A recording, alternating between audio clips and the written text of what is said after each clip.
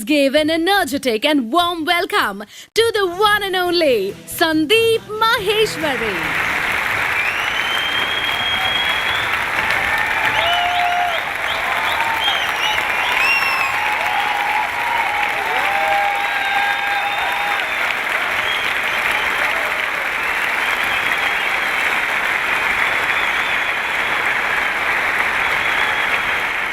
Good morning, everybody! It seems there is a slight problem. Let me check. In this year's budget of India, how much is the tax on being happy and excited? Nil.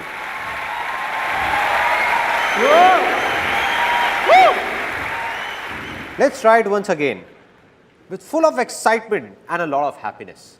Good morning, everybody! 2.5 years ago, an MBA college in Pune invited me to give a speech. I prepared the speech, mucked it up for a month and was fully confident about it. No problem. I went there and when I saw 400-500 people sitting in front of the stage, I forgot everything. Blank. Didn't know what to do. Then I took that page out, the one with the speech written on it, and entered a room right behind the stage and started mugging it up as quickly as I could. Just then, a girl entered that room. She asked, "So what are you doing here? You have a speech to give." I said, "Yeah, I know, but I'm just fine-tuning it." She could sense what was going on. She asked, "So are you nervous?" I said, "Nah, do I look nervous? What are you saying?"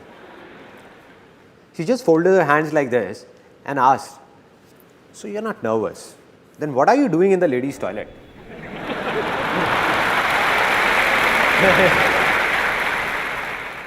Then I looked on the other side and said, "Shucks, man." After that, somehow, I got out of there and went onto the stage. I went and stood behind the podium. Now just suppose, you can imagine the situation over there. This is the podium and here I am, fully prepared. Good morning, everybody. My name is Sandeep Maheshwari and today I am going to talk about blank. 1 second passed by, 2 seconds, 10 seconds. Every second seems as long as a year. People in the audience stare at you as if you are an alien, just the way you are staring at me right now.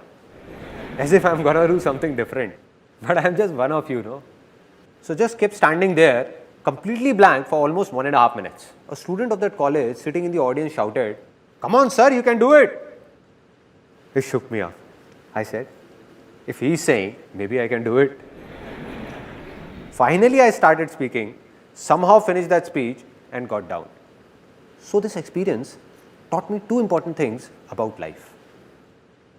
That if I can do it, a guy like me, whom people in the family said was shy, unconfident, I was a complete recluse with no friends in school and lonely. So if a guy like me, who was an introvert back then, can come on this stage and speak in front of thousands of people, let aside those 2 hours, even for 5 minutes, then anybody in this world can do anything.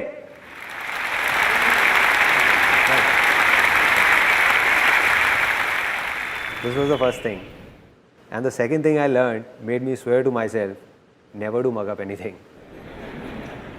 So everything I'm going to speak today, I have no pages in my pocket. No mugged up matter. No preparations. I have no clue what I'm going to speak about. I'm not going to do this seminar from here, but from here, from my heart.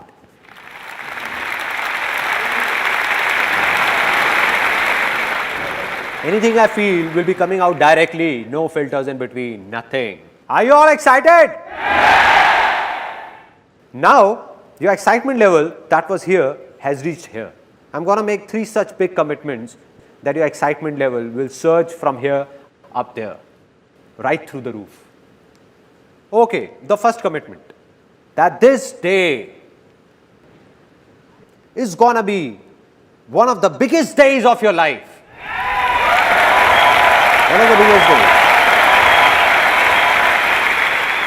And you won't be able to forget it, never.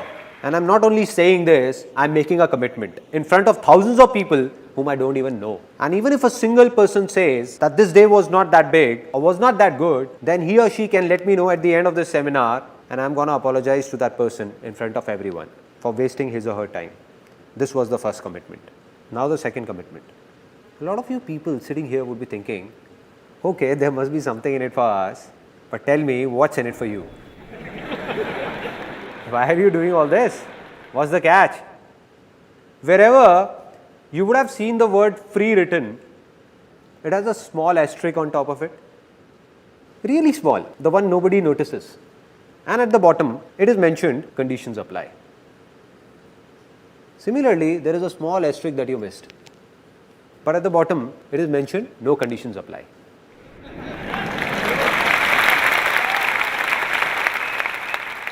Which means, be it today or any day, I'm never going to talk about or even ask for a single penny from any one of you. No profit of any kind, neither direct nor indirect. Not now, not ever. Never. There is no profit, but there is a reason, which you will know as this seminar moves further, that what is it, that what it is. And it's a big one. Final commitment, the third commitment. It's less of a commitment and more of a surprise that today, this seminar, this is the last seminar of my life, the last life-changing seminar. And there is a very big reason behind it, which I'm going to share with you at the end of this seminar, for this being my last seminar. Now, after making these big commitments, let me tell you in brief what's going to happen today. How many of you want to be successful?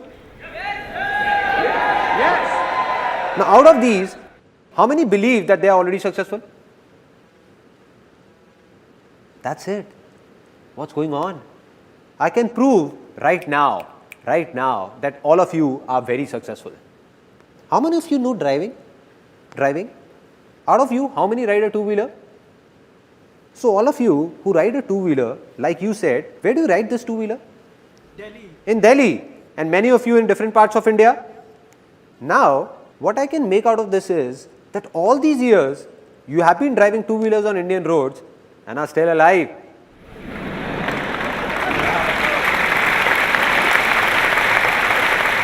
Isn't this a success? Yes, it is. And if somebody has a doubt, then just ask a foreigner to come here and ride a two-wheeler. Ask him. Let me tell you what will happen. The very next day, not even 10 days, the very next day, there will be candles lit in front of his photograph. They don't put garlands, no? And somebody would come and ask his mother, I'm so sorry, how did this happen? And his mother would say, he made a big mistake. He didn't jump the red light.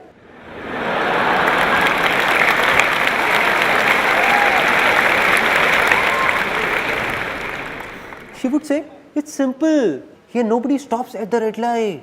People keep driving till the time the person from the other side whose signal is green doesn't make a gesture like this. Where? Where are you, brother? Where? Till that time, don't stop, son, don't stop. Just keep driving, keep driving, keep driving. But he didn't understand all this. He applied brakes and stopped at the red light.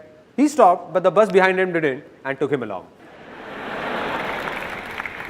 Which means that in his own life, back in his own country, he might be very successful in many things, but driving in India, he failed and failed miserably. But you all are successful. So what is the problem? The problem is that with time, the definition of success changes. There was a time when driving was a success. Now after learning how to drive, definition changed. Getting a degree was a success, right? After that, it was to get a good job or do a business. That also happened. Then success was all about getting married. It's not right to laugh at other people's mistake. Well, anybody can make a mistake.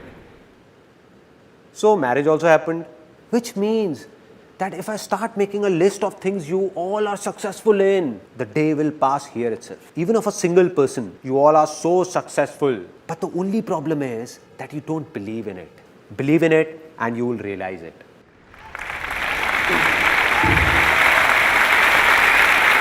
Only one person can help you or make you successful. And who's that? Can somebody tell me? Only you. Exactly. So this is what's going to happen today. All I'm going to do is make you remember that in those 90% things in which you are already successful, what did you do at that time? And once you recall those methods, the remaining 10% things in which you are stuck, all you need to do is simply apply these methods there also, and you will succeed in them as well. That's all. It's that easy. Now, there is a slight problem before we take this seminar forward, which I am not going to tell you, but show you, and you will tell me what the problem really is. Now, this is a box, and I want to put these balls in it. Now, let me give it a try.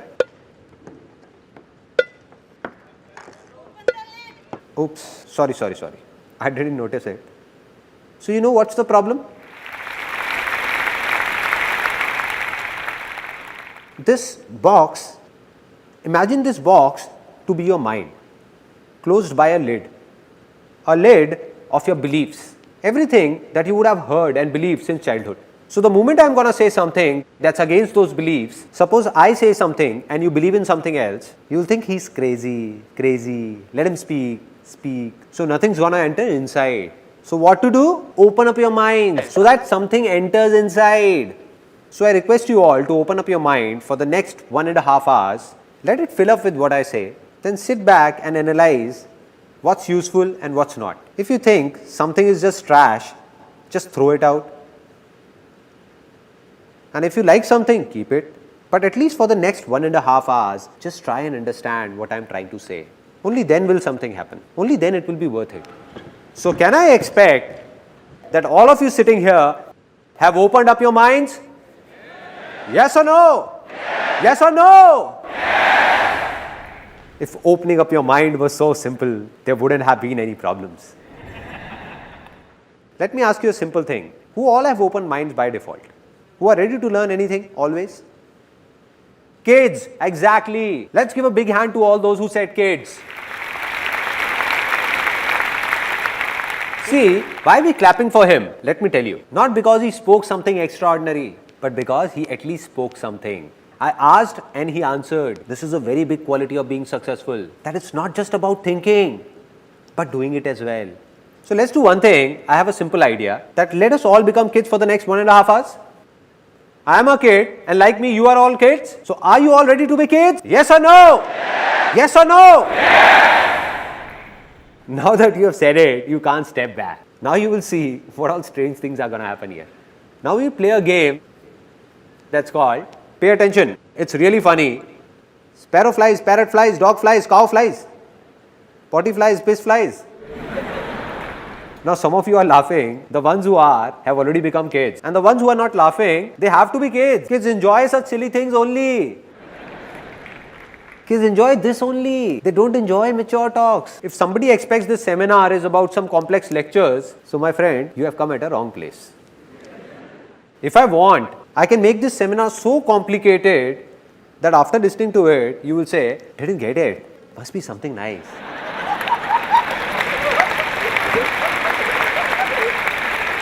But no, what am I doing? I'm just sharing my life's experiences with you. My life is easy, so I'm going to tell you how is it easy, why is it easy, and how can you make your life easy, not complicated. So, I'm going to ask you a simple question, and if your answer is yes, then put your hands up. If it's no, keep your hand down, and if there is a doubt, then stick it up till here. Alright, simple. First question. How many of you are male? Oh, some have not raised their hands till now.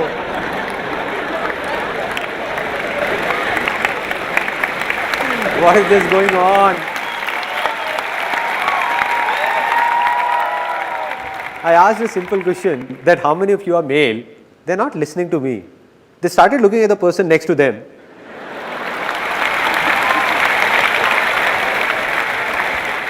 They are looking at his mustaches. That he also has mustaches. Looks like he is also male. Why is his hand stuck here? Maybe it has to go up till here only. It's a simple straight question, nothing complex. That for whom have you come here? For the person next to you, for me, or for yourself? For whom? So my dear brothers and sisters, except my wife. So anything you do has to be for yourself, not for me. not for the person next to you. Just forget about him and don't think about what he is thinking. The biggest problem is that we keep thinking what the person next to me is thinking, and the person next to you is also thinking what he is thinking. Exactly. Woo. Let's try it once more, this time faster. A simple question. Ready? How many of you are female? There is a gentleman sitting over there. His hand went up till here and then turned here.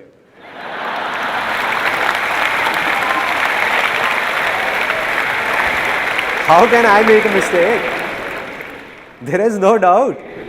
I am not a female. Have still not become kid, no. Still, there is something inside. Once more, we will do it again, fast, real fast. How many are male? Female? Male? Female? Female? Female? Male? Male? Male? Female? Male? Female? Male? Female? Woo!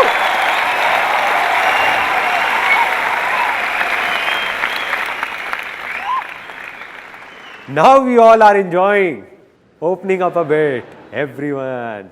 This is what needs to be done. So if you like something, laugh for yourself, not for me. The problem is that a lot of people, when at home, while playing with kids are fine, but outside, don't know what happens in seminars, at public places. And then there are a lot of people who don't even laugh at home.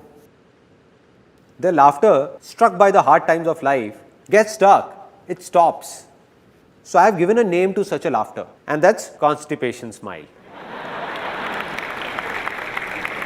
Meaning, stuck up smile. They feel like laughing, but don't want to open their mouth. How will it come out?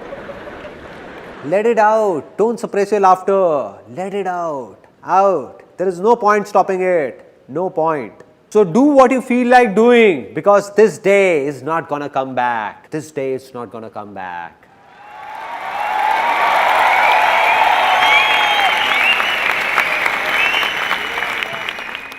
So now I'm going to narrate a story that has a deep impact on my life. Today, whatever I am, this story has played a pivotal role in it. And later, when I'm going to tell you the story of my life, that who am I, where have I come from, what I did, what all problems I faced, then you will come to know that this story had a big role to play in it.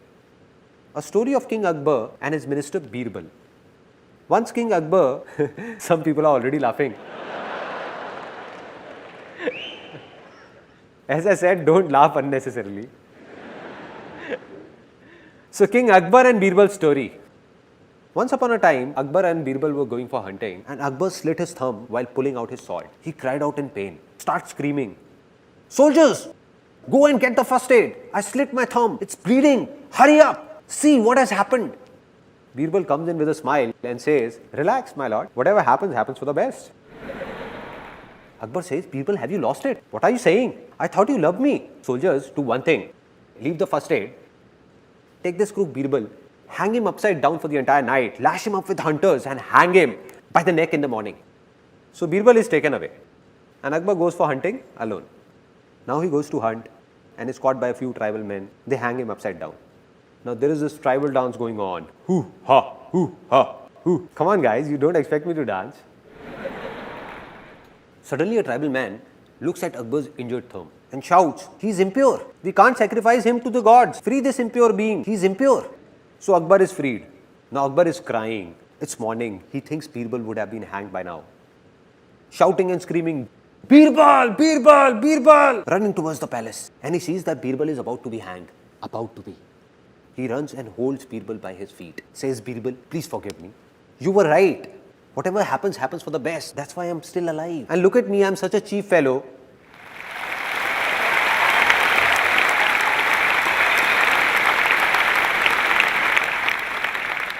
And look at me, I'm such a cheap fellow. What have I done to you?"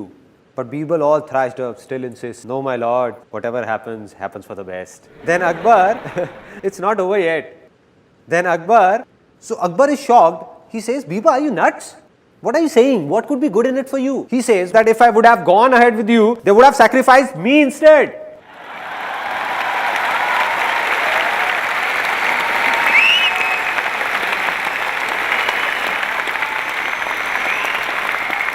Now a lot of smiles here are transforming from constipated smile to loose motion smile.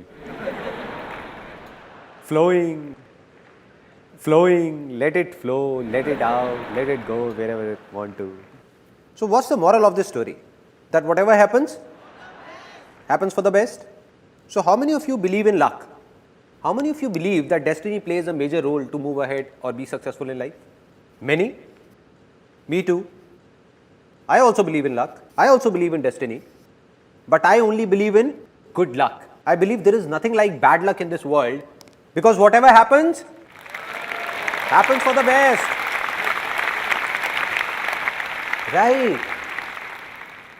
It means that even if something bad is happening, it seems to be bad. It is not actually bad. It seems bad at present, but in future we realize that it was also for the good.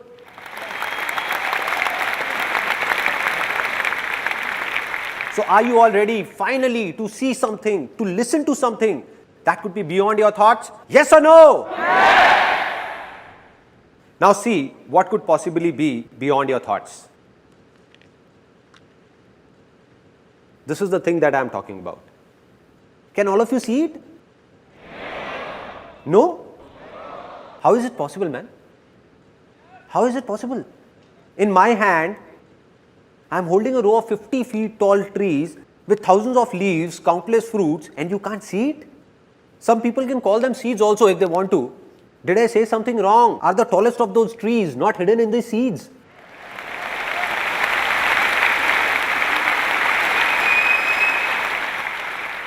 Hidden inside but not visible. And this seed will become a tree if it gets water. If I put these seeds in water, will they all become trees? Land. And that too, fertile land. If I take 1,000 of these and sow them in a barren land, nothing will happen. But sowed in a fertile land, all these seeds are trees. Simple. Just like this. Similarly, all of you who are sitting over here, I have already told you that you all are already successful in a lot of things, and of a remaining few things that you want to be successful in. The seeds are inside you. That tree of success is hiding within you only. All it needs is a fertile land. Exactly. Now will somebody tell me what that fertile land is? Anybody? Environment? Thoughts? A lot of people over here are saying a lot of different things, but most of you, as I can hear, are saying thinking. It's not thinking. It's not positive thinking. We keep talking about positive thinking. If we have positive thinking, we will be successful. In a single day, in everyone's mind, it has been proven scientifically, more than 60,000 thoughts emerge. So anybody, no matter how big, how powerful, or how evolved, he cannot control his thoughts even if he wants to. So it doesn't make a difference what you think. It doesn't make a difference what you speak or listen to. All that matters is what you believe. Because what you believe, sooner or later you become.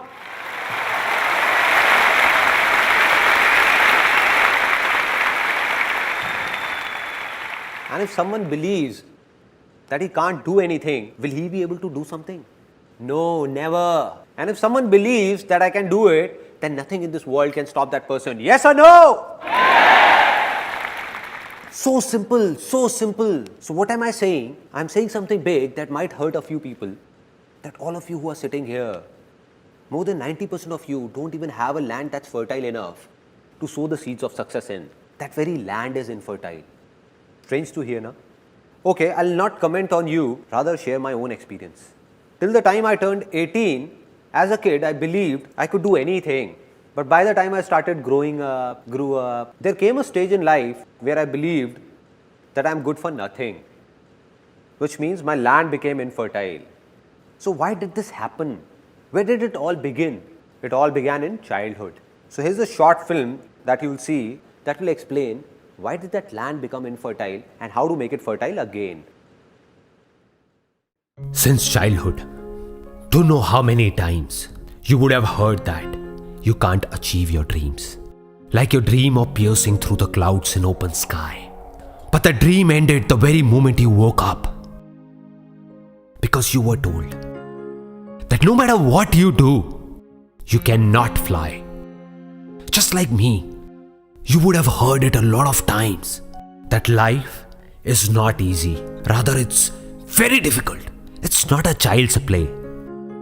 What if I tell you that all those people who told this to you were intentionally or unintentionally lying about it? And in this whole world, anybody who has been successful has done so by keeping that little kid inside him alive and not by killing him. That kid who is not afraid of dreaming, who learns to walk by falling again and again, who believes that he can do anything, who not only flies in his dreams, but in reality as well. So are you ready to become a kid once again? Because being successful is not a man's task. Rather, it is a child's play.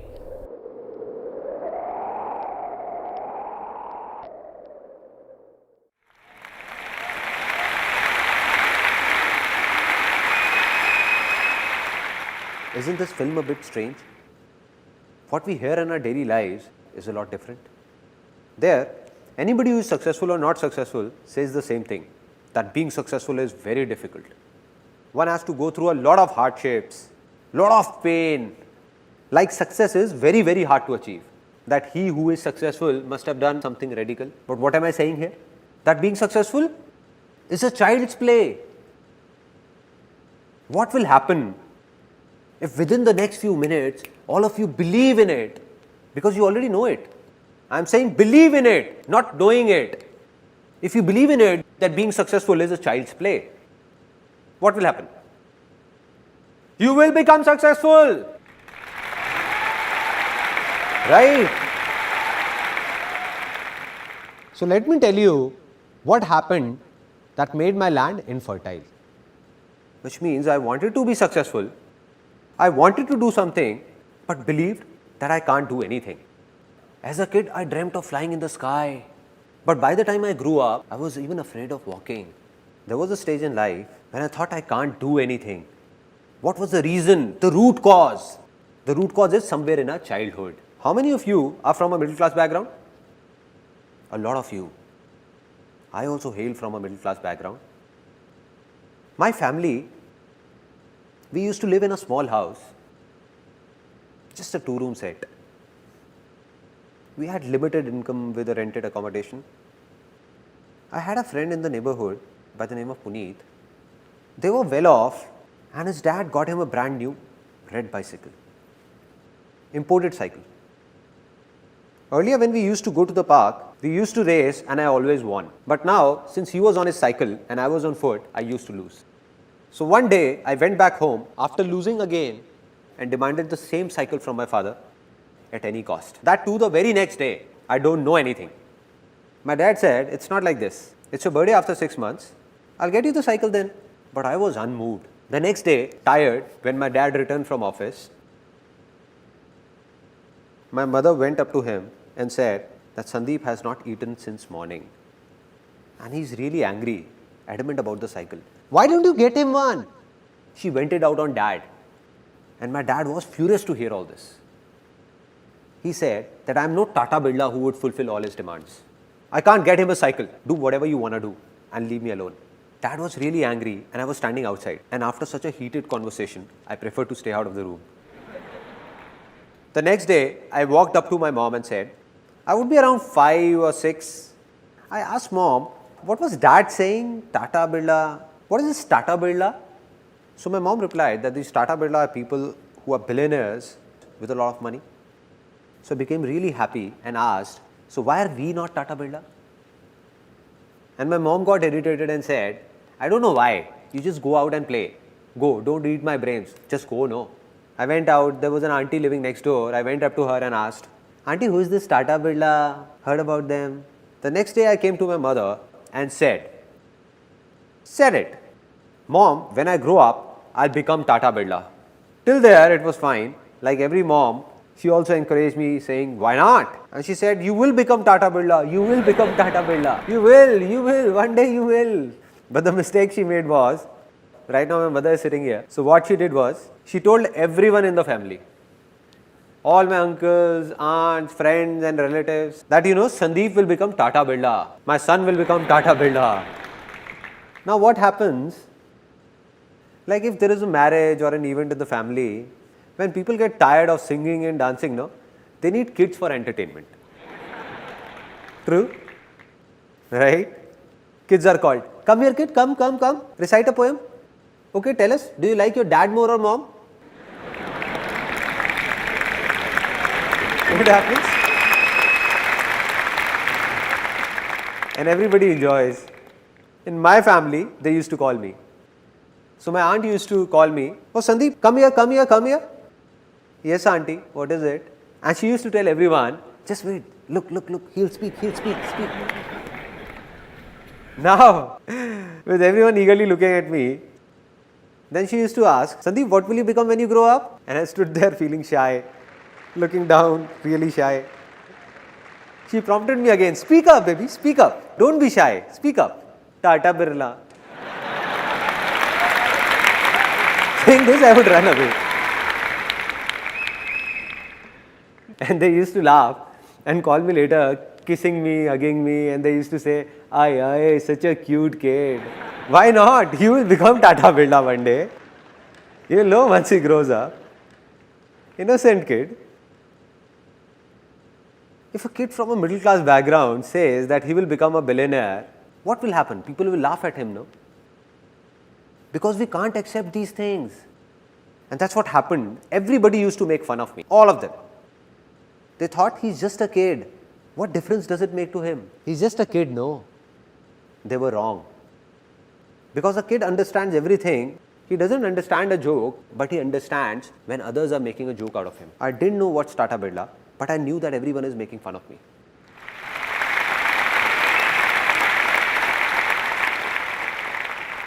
And who are these people? The same people who are my family, the ones I trust, who are dear to me. So I thought that if all of them are saying, then maybe they are right. How would I know? I'm just a kid. And by the time I grew up, there were many such incidents and talks. So by the time I turned 18, all I desired was a salary of 10 to 15,000 rupees. That's it. I still remember when I was 18 or 19, I went to someone for a suggestion. Every family has a person or two whose advice everyone seeks, right? Isn't it? Some of you are laughing. It seems they got the same advice as I did. So I went fully prepared, thinking that I'm going to this influential person, and if I goof up anywhere, then my family is not going to support me. So I went fully prepared for it. Fully prepared, thinking what he might ask. He asked me 10 things, saying, what if this happens? What if this? What if this? What if this? Since I was fully prepared, I said that if this then this, if this then this, if this then this. When I answered all his questions, he said that, listen kid, all this you're saying is very impractical and it can't be done. And I asked, why can't it be done? Can you please explain why can't it be done? He got irritated because he was at a position where a kid who was a nobody came and questioned him that why is it not possible. So his ego took a hit and he said that, listen boy, you don't know anything about it. It's easy to say but very difficult to do. How many of you have heard this dialogue? Everyone. And that too, how many times? Have you ever wondered the impact of this simple dialogue on our minds? Or on that land that I was talking about? This word difficult is also a seed. Just like the seed of success that I was talking about, this word is the seed of failure. Anything in life, if you keep saying it's difficult, then after some time you will end up saying, it's impossible, it can't be done, the end. So this word difficult, what has it done? It has tied down. It has tied down each one of us like a rope does. Just like an elephant in a circus who was tied with a rope when it was small. So that baby elephant tries very hard to snap that rope. It keeps trying, but can't break free. It doesn't have the power to do so, can't snap it. So it believes that it's really difficult for me to do it, impossible. And now, when that elephant has grown big, if it wishes, then not only one rope, it has the power to snap 1,000 such ropes. But it has stopped trying. Stop trying.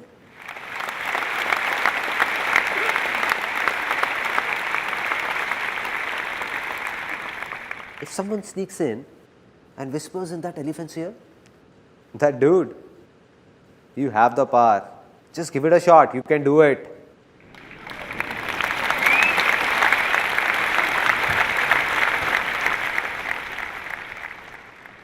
So how long will that elephant take to snap that rope? 1 year, 2 years, 10 years? 1 second. Not even 1 second. This is what happens. All those beliefs which are based on a lie take years to be formed, but snap in a second. Second.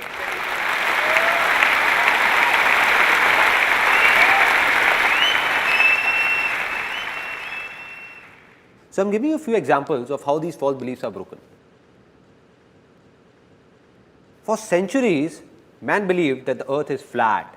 It's flat, flat. For thousands of years, people used to say it's flat. Then suddenly, a few years back, a scientist discovered that the earth is round. And what did everyone start saying? That the earth is round, round, round. Which means that belief took centuries to be formed, but collapsed in a second. The moment it faced the truth, it was gone. Similarly, all such beliefs are based on lies. All are lies.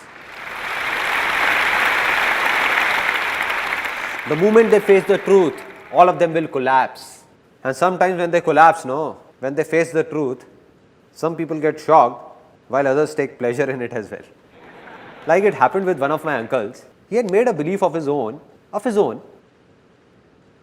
that my son is going to marry a girl of my choice.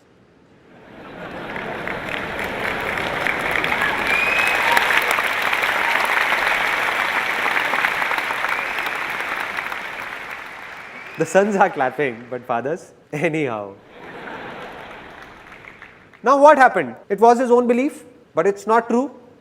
This is not truth. So what's the truth? What's the difference between truth and lie? The truth is that fire is going to burn you. No matter whether you are an Indian, American, Australian or whoever, fire will burn you, and that's true. But every son will marry a girl of his father's choice is not true. Not true. Not at all true. He just formed it. So what happened? He made a complete plan that as my son grows, I'll do this, this and this to find a suitable girl. And there was another thing in it that I'll make him do MBA from London. And once he does MBA from London, it will look nice on his biodata for marriage that the guy has done MBA from London. So that guy was sent to London to do MBA. And when he came back to India, he got married, and that too, to a guy.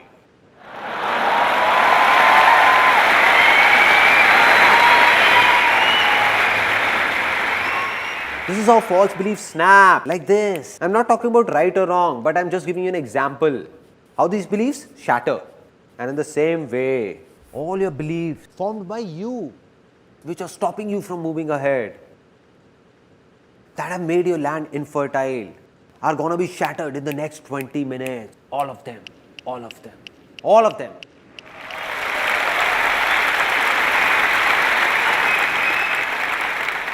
Because you are going to witness the truth. That rope is about to snap in a few minutes. So are you all ready to make your land fertile? Yes or no? Yes. So how many of you are into a job? Okay. Out of these, how many of you find giving job interviews difficult? Going for an interview gives you nightmares. Okay. So many of you. And how many of you find job interviews easy? Again, so many of you. It seems there is some confusion. How many of you find dancing difficult? Really difficult. How many find it easy? Out of you all, with your hands raised, how many of you can come on the stage and dance with me right now? How many? Oh, so many. Now, why did I ask this? Just to show you a contrast. For some of you, dancing is difficult even when alone. And for some, it's easy to dance even in front of thousands of people. It's easy. What a contrast. What a contrast. Similarly, how many of you find doing business difficult? Business as a name sounds difficult. Difficult? How many find it easy? Easy, huh? Now, there is an interesting saying in India that I can't relate to, that in today's time, doing business is very difficult. Now I don't understand that when did this today's time start and when will it end?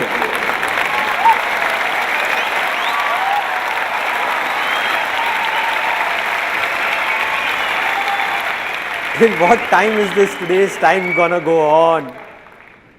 So there is a simple thing that's clear now, absolutely clear. Sometimes we are so busy with our lives that we don't have the time to think about these minute things. We keep waiting that someone from somewhere will come and tell us a big secret. A big secret. Or lightning will strike us, giving us that idea which will make us successful overnight. And we keep looking for that idea. Right? While the secret of success is hidden in these minute things and not in big philosophies. If we understand small things, big ones will also be understood automatically. And what is that small thing that I am talking about? That be it a job interview, be it dancing, be it a business, or be it anything in the world, it just seems to be difficult. In reality, it is neither difficult nor easy for those who believe it to be difficult for them. So today or tomorrow, it keeps getting more and more difficult for them. And for those who believe it's easy for them, it keeps getting easier for them.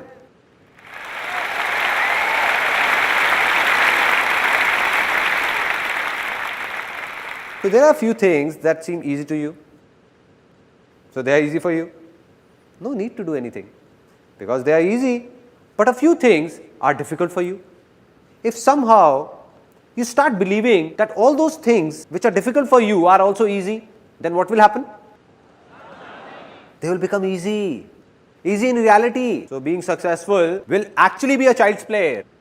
Right?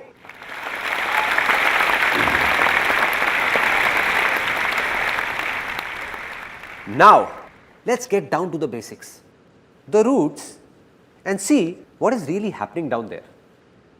That all these beliefs, from where are these being formed? All these false beliefs, how were they formed? Till the time we understand this, how will we break them? Now, out of you, how many of you have heard, see no evil, say no evil, hear no evil? Everyone. I believe that if you really want to be successful, then you have to do something else and not this. With due respect to Gandhiji, I don't agree with him. Why? I'm saying such a big thing.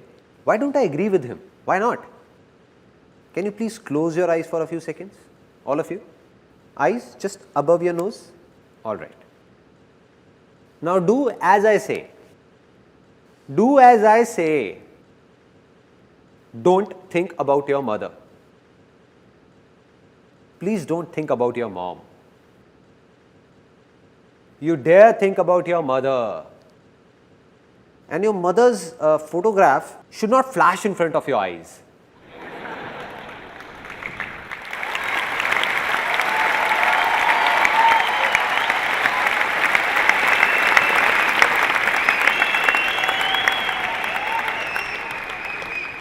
What all was happening? How many were thinking about their father? I was saying, don't think, don't think. But even then you were thinking just about her. See, here is an interesting fact that how does a mind work? See, our mind cannot think in words. It can only think in images. It can only think in pictures. For example, I am saying terrorist. Whose image comes in your mind? Kasab. Osama bin Laden. Nobody is saying wife, right? Don't you dare.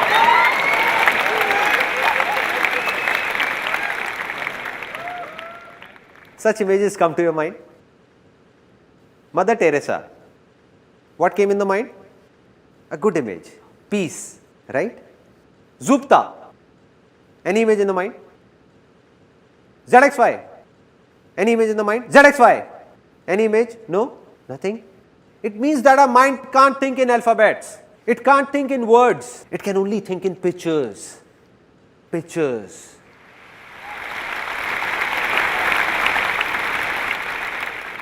So, nothing can be changed by just speaking about it, whether it's easy or difficult. Anything we want to do has a good image in our mind, we find it easy. And if it's bad, we find it difficult.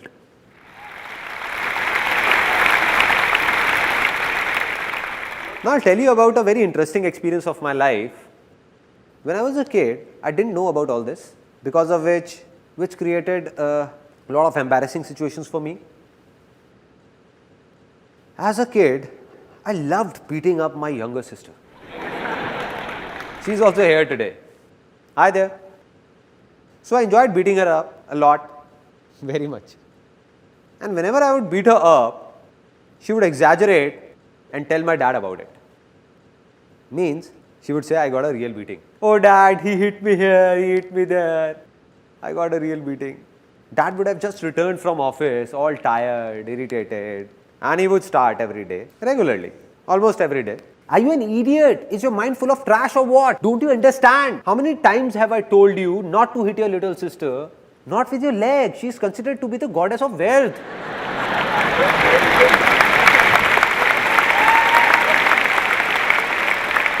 But I never got it. At that time, when dad would be scolding me, I would look down and apologize, sorry, and the next day again. So there wasn't a problem till the time dad was scolding me. Problem began when mom entered the scene. Mom came and she used to pamper me a lot. She used to get scared looking at my dad's high temper. And she used to come and dad would be scolding me. She used to come and say, don't get angry, poor kid, spare him, don't get angry. And as mom started saying this, dad, who would be scolding me till then, would suddenly start beating me up.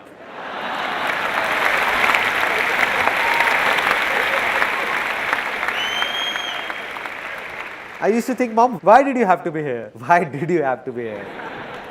The more she used to say, don't get angry, dad would say, don't get angry, Thor! He deserves it, Thor!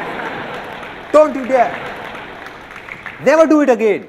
I couldn't understand it back then, but today I can understand the problem. Problem is that our mind doesn't think in words, but in images. The moment mom said, don't get angry.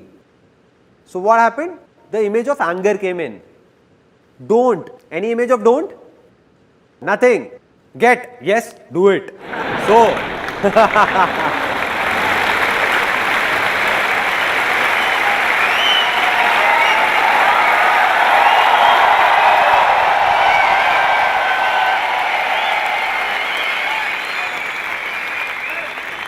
she came in to save me, but got me beaten up instead. Similarly, if we see two guys fighting, involved in a heated conversation, you don't know me, man, you don't know me. You don't know me, man, you don't know me. And somebody would come and say, don't hit him, don't you? No.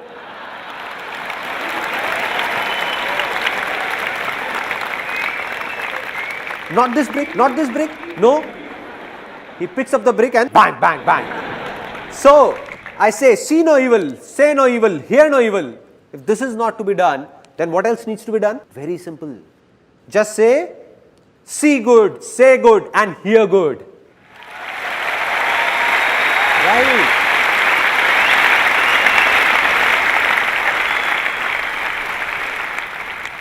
But it is also not something new. Everyone knows about it. And this is called positive thinking. Everyone is talking about it. Anywhere you go, to think positive, think positive, think positive. Does it make a difference? To some extent, yes. To some extent. Because positive thinking is like allopathy and not Ayurveda. It's a temporary relief. What does allopathy say? If you have a problem, take a medicine and cure it. Medicine and cure. What does Ayurveda say? That you make your body so healthy that you don't need to take medicines at all. That's the difference. You will read a positive book or go to a pleasant place, the effect will last for some time. It's absolutely true, and it applies for this seminar as well. That its effect will last only for some time. A few hours, a few days, or maybe a few months. And after that, back to normal life. Back. And what's the reason? I've already told you that anybody, no matter how evolved, he can't control his thoughts because in a single day, more than 60,000 thoughts cross by. And if you seriously want to do positive thinking practically, see, here is an interesting fact. Then either you have to go to a mountain and leave this world. No newspaper, no television, no talks, nothing at all. Just go there and control your thoughts. This one is positive, nice. This one is negative. Oh, no. Negative. So, I do believe in positive thinking, but not that much. It has its own role, but a very small one. It can't remove problems from the roots. The second solution is that there are a lot of negative words in the dictionary. Remove them all from your vocabulary. Means you don't have to speak them. Because if you only speak positive words, something good will happen with you. But are these two things practical? Practically doable? Is there someone who says I can control all my thoughts? Anybody? So what needs to be done? What's the solution? It's simple. If I tell you to let those negative words in the dictionary be, don't remove them. Don't control your thoughts as well. Just take one word that is the root cause of all your problems and failures. The root cause. Take that one word and throw it out of your dictionary. Can you do this much? Yes or no? Yes! Okay, for anyone, be it us in India or someone in America or Canada or anyone in any corner of this world, what is the biggest success of life for them? The biggest. Name, fame, money, happiness, health. Absolutely. Let's give a big hand for him.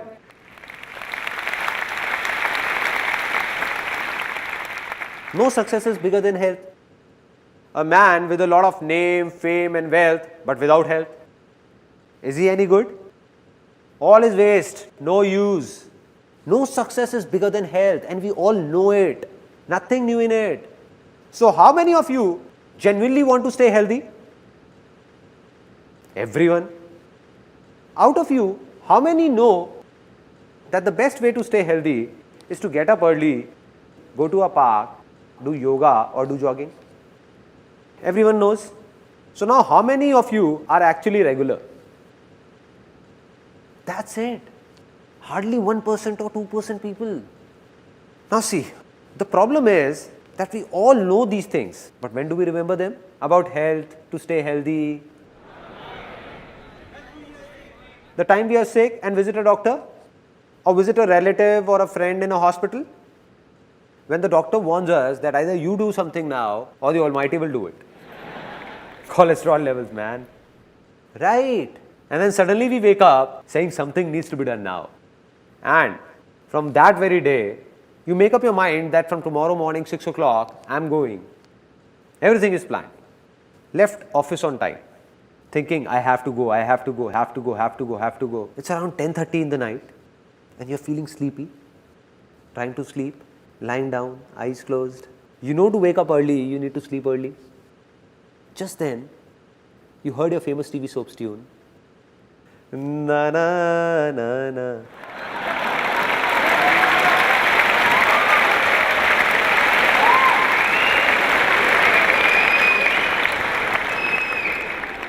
The mind got lured towards it. You got out of bed. Okay. You got out of bed saying, half an hour hardly matters. Let me watch it. And sat in front of the TV. Relaxing, relaxed, mood changed. All that health mantra is gone. Forgotten. It's around 11 o'clock. Now again surfing channels, got freshened up. And by the time you came back in bed, it's 12 a.m. It's 12 o'clock. Now, when you lie down to sleep and you're about to sleep, what's going on in the mind? The thoughts that it's 12 already, getting up early is really difficult. And as soon as you think this, the mind, what it does is, it starts working as branches of trees. You give it a signal, it will make 4 branches come out, then 8, then 16, then 50. It means that the moment you signaled that getting up early is difficult, the mind will bring forth 1,000 reasons as to why is it difficult. 1,000 reasons, which will not be true, self-made by you only, created by your own self. Like, for example, the mind will be saying that, dude, I have tried it earlier as well. Nothing has changed. Nothing is going to happen now as well. So, no use. The second thought will be, I tried getting up at 6 a.m. earlier as well. I somehow woke up, but the eyes didn't open. Got hit by a side table. And this knee still hurts. Strange thoughts will come to the mind. Strange thoughts. That if I wake up early, like I'll feel sleepy throughout the day in office. And then what will you do? Change the alarm from 6 a.m. to 7 a.m. saying getting up an hour later will hardly make a difference. Now you're remembering because you have said it's difficult. So the mind is giving you reasons. That you read an article in a newspaper which said that a minimum of 7 to 8 hours of sleep is a must.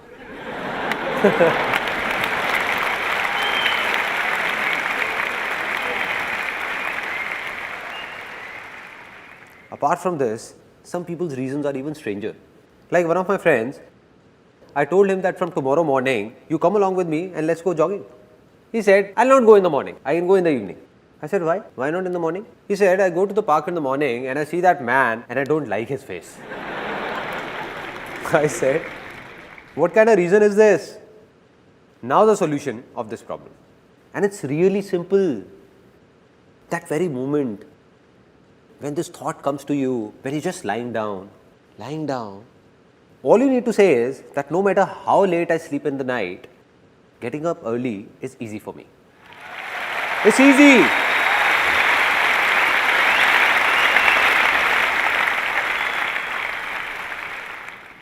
Now you know what will happen? Really? The moment you will say it's easy, a voice inside you will say, are you crazy or what? How is it easy? Because we aren't used to it. Then you will say it for the second time, it's easy. Then for the third time, it's easy. Getting up early is easy. The moment you say it 3-4 times, your mind will give you 1,000 reasons that will prove it's easy. It will go in the opposite direction.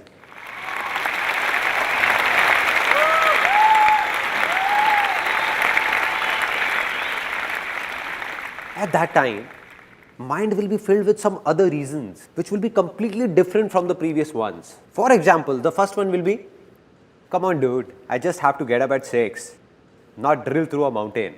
Earlier also so many times I have caught a train, and to catch it, I woke up at 4 in the morning, 4 a.m. and that too on my own. 5 minutes before the alarm went off, I woke up myself. I can catch the train again even if I miss it. But where will I get this body from once the health is gone?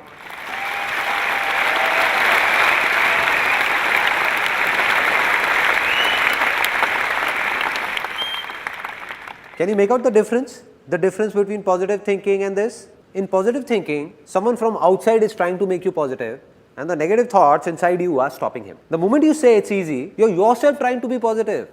Nobody from outside is doing it. Rather, your own mind is doing it. Now, this is what came to your mind. And apart from this, the second thing that came was that earlier you were thinking that you will feel sleepy in the office. There is nothing wrong in it. But just see how the perspective changes. Your mind will think, so what? Even if I feel sleepy, I'll have 3-4 coffees extra and then I'll get used to it. Finally, the biggest of problems, the one that my friend had. Maybe you also relate to it. The one my friend had. That if I go to the park in the morning and I'll have to see that man's face. So now when you will say it's easy, you will not see the neighbor's face, but his beautiful wife's.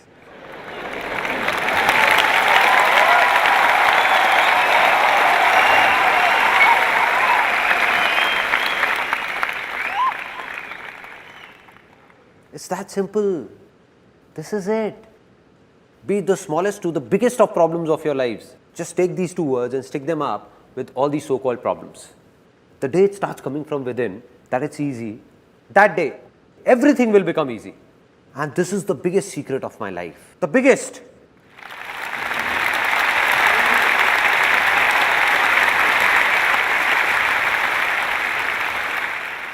There was a stage in my life when I thought that I'm good for nothing. I can't do anything. Nothing at all. Went to a call center for an interview, don't know where all I went, did what not, but didn't get a job. It was a stage that if someone would have offered me 6,000 rupees, for which I would have to work for 12 hours, slogging for the entire day, doing heavy loading jobs, I was ready. There were such major problems in my life. At that very time, an exactly similar moment came in my life. The same moment that's going to come in your lives in some time. When I watched someone, just the way you are watching me now, I saw someone who appeared to be just like me. Exactly like me. 2 eyes, 1 nose, 2 ears. I said he looks just like me.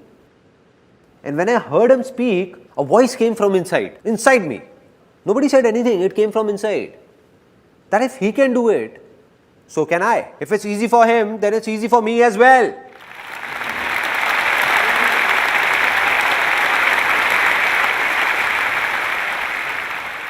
Finally, the moment has come to decide. Because I believe that if nothing has changed, then nothing will change. Although you all have come here, but if you don't make a commitment to yourself, or don't try to change yourself, then nothing will change when you step out of here. Nothing different. Just a good time pass and finished. So it's time to make a commitment to yourself. Take a decision to change yourself. You have two options. First, there are a kind of people in this world who themselves keep making the smallest of their problems, their troubles, bigger and bigger, and keep complaining. There are a lot of such people, and there is nothing wrong in this. All we need to do is understand that if we are like these people, only then will we be able to change ourselves. But if we don't accept it and say, no, I'm not like this, then you will be like this only, like you have always been. Second option, this was the first option. Second option is those people, and there are millions of people like this, who themselves make the biggest of troubles of their lives really easy, thinking of them as nothing and always be happy.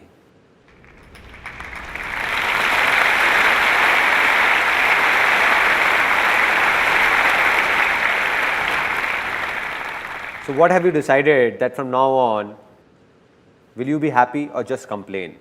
Be happy. Now, the moment I was talking about has arrived.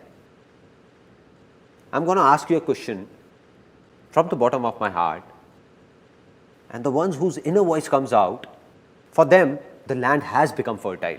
Fertile. Anything that was past has passed. Let it pass. But today, do you believe you can change your future? Yes or no? Yes or no? Yes or no?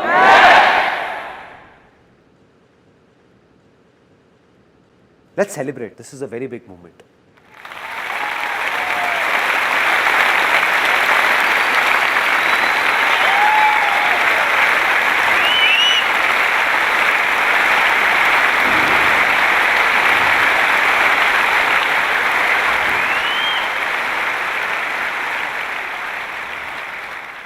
And I'm not just saying this, I can give it to you in writing, signed if you want.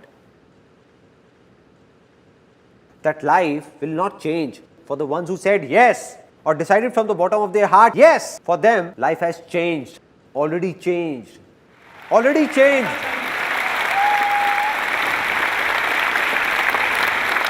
The land has become fertile, done.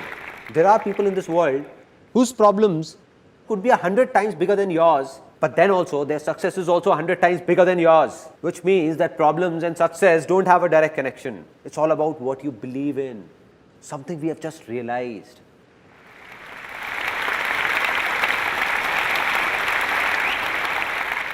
Now, just a small task to do. The land has become fertile, but no matter how fertile a land, if you don't take good care of it, what will happen? It will be barren again, back to being infertile. So what we need is a plow to keep tilling that land. A plow. And now what is that plow? It's easy. Exactly. Don't underestimate its power. It has changed my life. What needs to be done is that anything you want to do in life but believe you can't do it, just attach these two words. It's easy. And then see what happens. I'll give you an example what happens. How many of you are students? Students. Okay. Many would be engineering students also.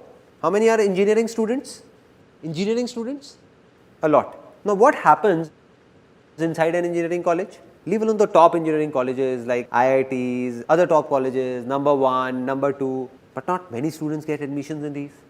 And they get admission in a college which is not highly ranked. Now what's the general discussion in that college? And after taking admission yourself, you're cursing that college all the time. This college has this problem, that problem. You're told about so many things while taking admission, and now they're not doing anything. This is bad, that is bad, that is bad, and the worst is the placement cell of this college. All the students, all of them are saying that a degree from this college, leave alone any MNC, will hardly manage to get us a rupees 6,000 job. Right? This is what happens. Such strange talks are going around everywhere, and we also start doing it. What you need to do is leave aside everyone else. Whatever they do, if you want something different, something good to happen to you, then you'll have to say, to hell with the world, I'll pass out from this very college, and to get a job in India's top multinational company for me, it's easy.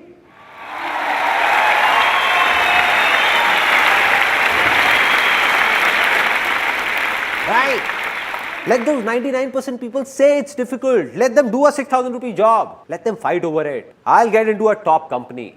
Now what will happen when you say this? From outside, you will say it's easy, but the inner voice will say it's difficult. Again from outside, you will say it's easy, but the inner voice will repel, saying it's difficult. The day your inner voice says it's easy, inner voice from here, that yes, it's easy for me to get a job in that company, within some time, I can guarantee this, you will be sitting in that company.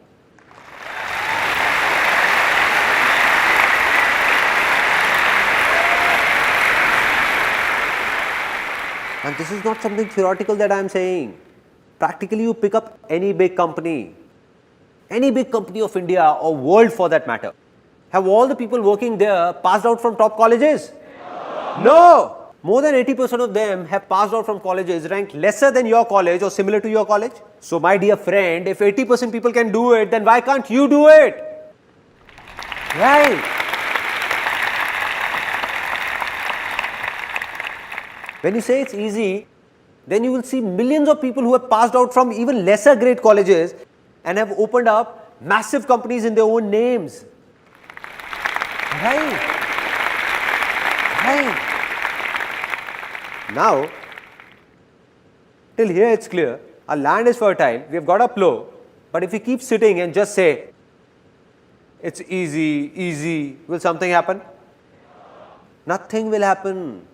Means something needs to be done. It's time to do something, to decide what needs to be done. Without this, nothing will happen. Now, this is where a lot of people get stuck.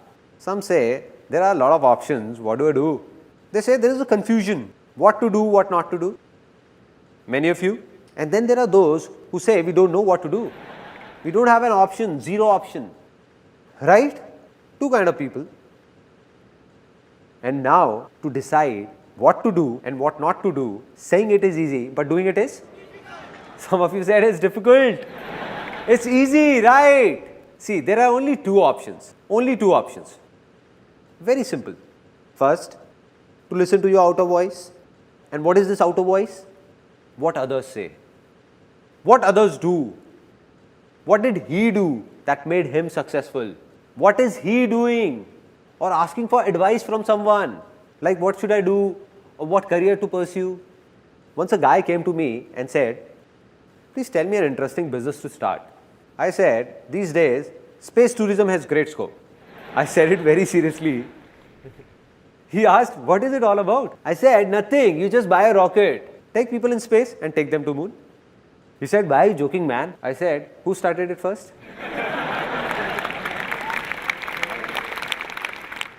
So what's the second option? The first one is outer voice and the second one is listen to your inner voice. Inner voice, whether you call it your soul's calling, your desire or call it anything, but listen to your inner voice.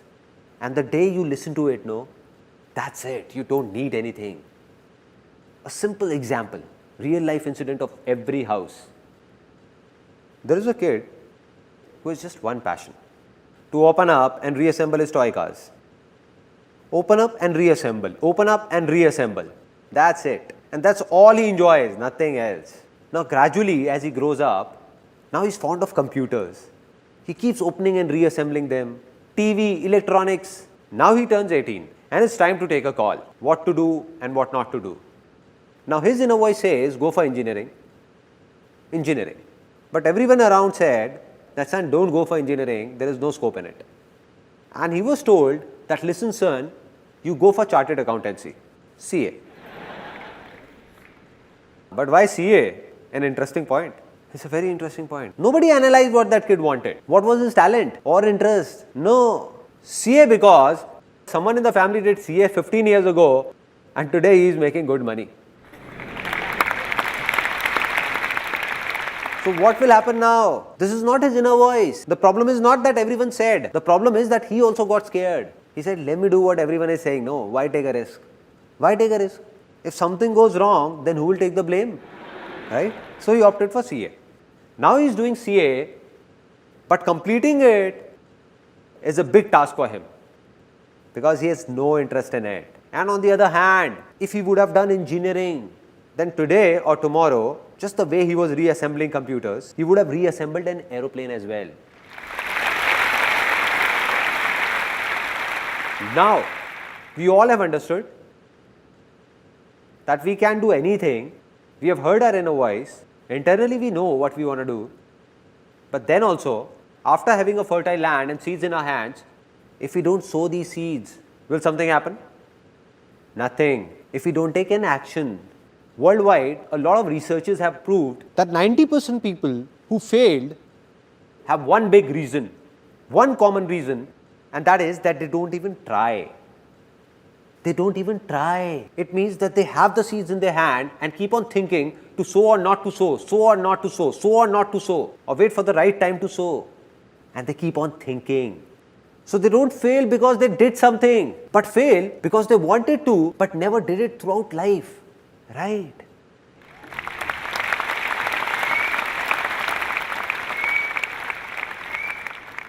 Now we understand that the problem is not taking an action.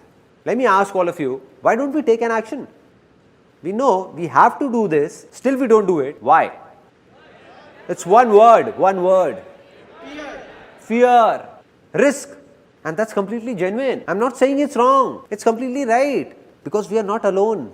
Today your inner voice says, I must do this. You also have your family, your house, kids and everything. How will you do it? There is a risk involved. Rubbish. All rubbish. I don't buy it. Why so? Because there is nothing known as risk in this whole world. God or whoever created this world didn't make anything by the name of risk. It is man who is creating risk for his own self. We are ourselves creating risky situations for ourselves and are getting scared of them. A little kid who is just born, we tell him impatiently, everybody encourages him to run. Run kid, run. What will happen to the kid? He'll break apart, he'll fall. Right? It's risky.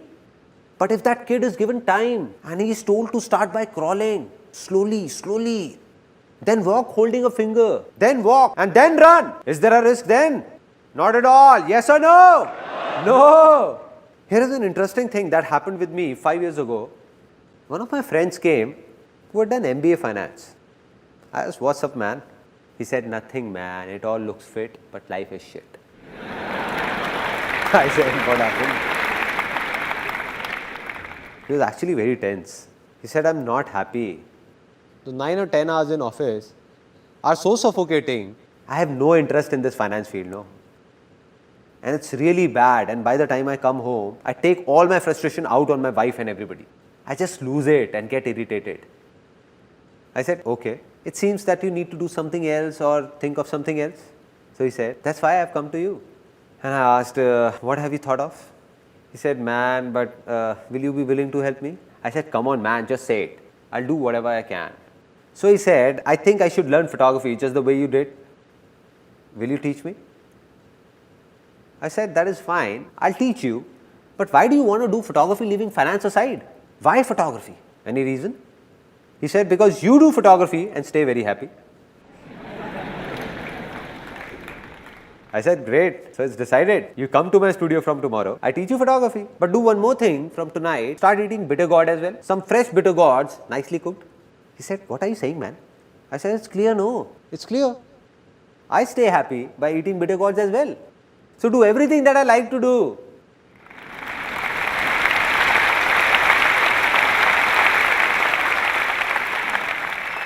I said, listen man, you were about to make the same mistake you did many years ago. I said, I'll make you see 100,000 photographers, 100,000 who do photography like me and are not happy at all. For them, photography is just work, nothing else. And I said, I'll show you 100,000 people who do what you have been doing from the field of finance and are very happy. Very happy.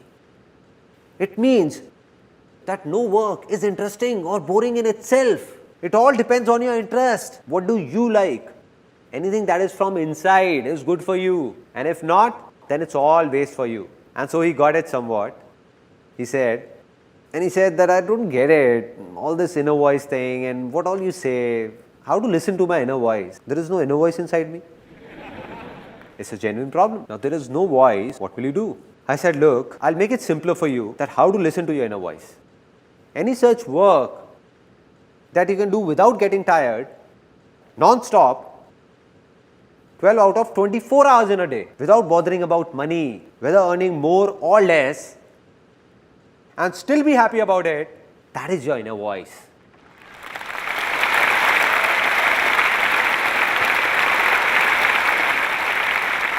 So he smiled a bit. I saw his eyes lit up. He smiled and said, "This is great, man. But there is only one such work that I can do for 12 out of 24 hours. I said, "What is it?" He said, "I am very fond of eating." I walked up to him and touching his bulging tummy, I said, "Well, I can see that."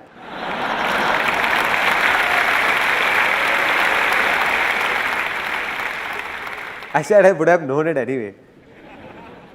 He said, "Come on, man, I'm serious." I said, "Okay, tell me now." He said, "What I mean to say is that I'm not just fond of eating but cooking as well.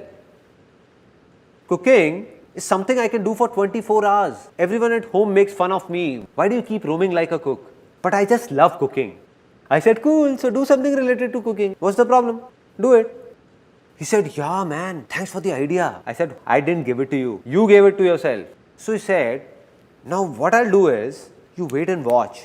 Now I'll open a big restaurant in a big shopping mall." So I asked, "How will you go about it? Buy a space or take it on rent?" He said, "Come on, man, you know I don't have that much money to buy a space. Obviously, rent is the only option." I said, "Okay, take it on rent. Still, it's not a big investment, no? Just assume the rent of a big restaurant in a big shopping mall, like 200,000 rupees as rent. Just 5 million rupees is all you need. You must be having that much on you. Just calculate, no?" He started calculating all my savings from here and there, taking from dad, borrowing it from friends. 3 to 4,100 rupees I can manage. I said, "Great, man, you're just about there. Great, man. Okay, 3 to 400,000 rupees from here. And what about the remaining money?" He thought a lot and said, "I think dad won't mortgage the home for it." I said, "You lost it, man. Just think of something else, man." He said, "I'll make a proposal of my restaurant and go to a bank for a loan. And I'm sure I'm going to get one." I smiled. I smiled and said, "My brother, bank only lends money to those who actually don't need that money." Right.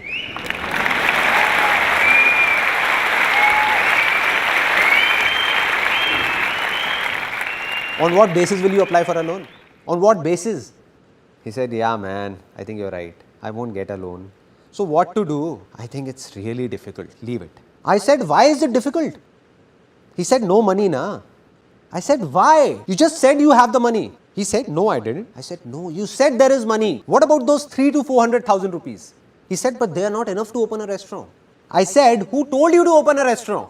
Out of these 3 to 400,000 rupees, you can keep aside 100,000 rupees and open a nice stall with the remaining money. A nice stall."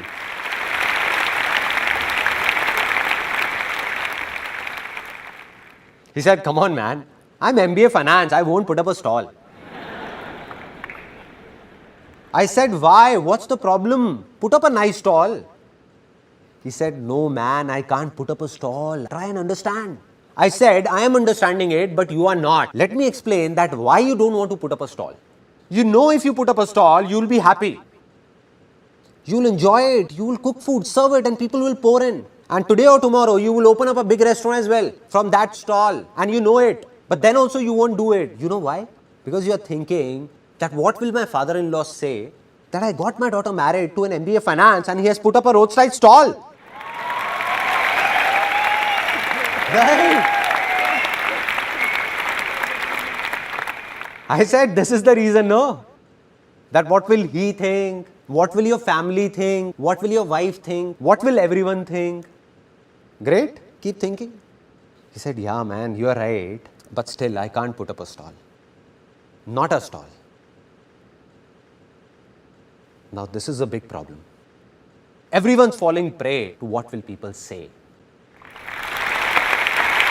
What are they? The biggest problem. The biggest. I asked, "Do you remember what happened when I started photography?" At that time, the whole world laughed on me. The whole world. Including my family, my relatives, even my friends. Wherever I went, people used to say, "Look at him, man. Hey man, take 10 rupees and click my photograph. There was a stage when you would remember what you said to me, that I have already booked photographers for my marriage. But you can also come and click a few photographs. If at that time I would have thought that what will you think or others like you would think, then I would not have been here today.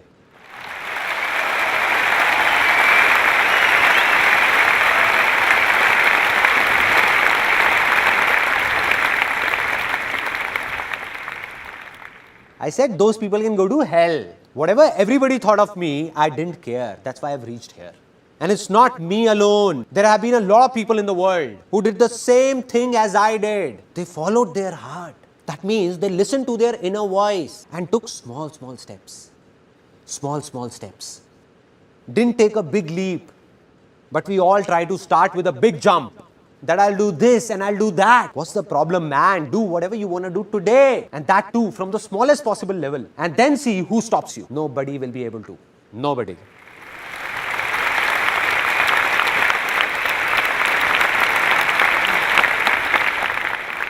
What we want is that here is a seed in our hand and somehow it should grow into a tree overnight. A fully grown tree within a year. That's it. Is it possible? No. So what's the right way? To sow the seed. Take small steps in the beginning. Never try to force it out. Take small steps. That is, neither to run nor to stop. Just keep walking. Keep walking.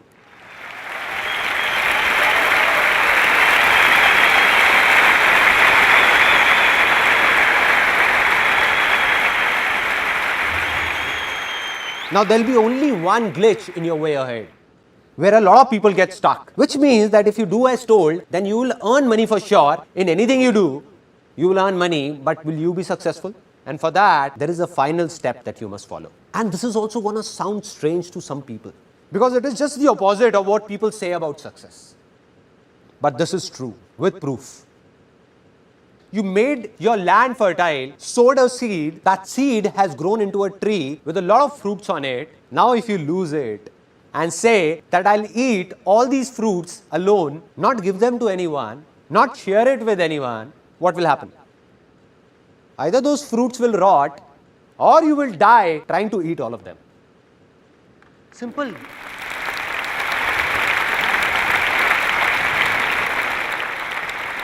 Now here's a story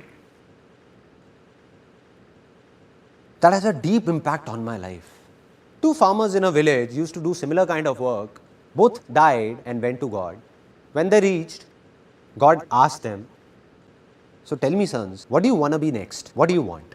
So the first farmer, full of frustration and anger, started complaining, what God, what a pathetic life you had given me.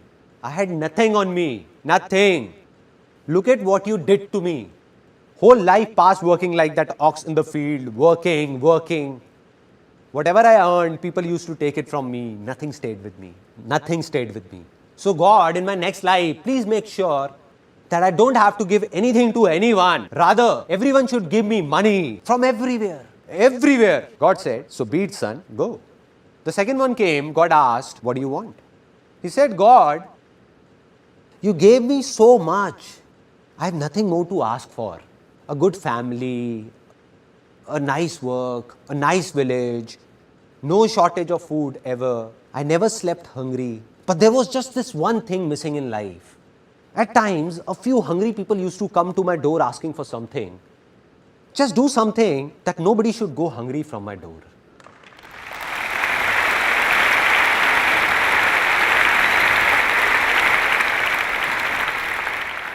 God said, so be it, son. Go, son. Both of them were reborn in the same village. Both of them grew up. The first man who said that everyone should give me, and I don't have to give anything to anyone. So this man became the biggest beggar. I'll not give it to anyone. Everyone should just give me. And the second man who said he didn't want anything but just to feed the hungry, he became the richest man of that village. The richest.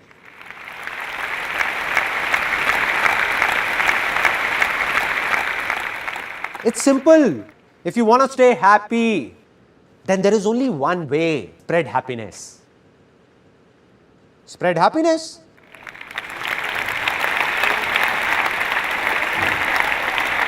It's so easy, no? There is no other way. You keep staring at someone with anger and expect him to give you happiness. How is it possible? How is it possible? How will anyone make you happy? How will he? If you keep on fighting, then the other person will also fight with you. Out of all the husbands sitting here, how many want their wives to respect them? All of you. Then there is only one way. Respect your wife. That's it. There is no other way.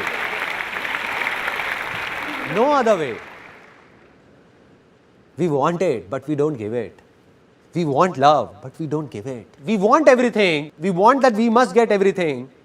Now I'm going to say something that's going to shake up a lot of people, really shake them up. Now, how many people wish to have a lot of money over here? Then there is only one way to get it.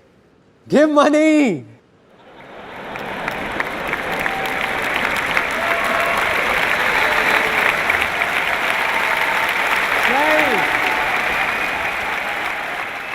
Some of you are not clapping, looking at me very seriously, thinking that I'm going to come up with a box. 10 rupees, 10 rupees, 10 rupees, 10 rupees, 10 rupees, 10 rupees, 10 rupees, 10 rupees.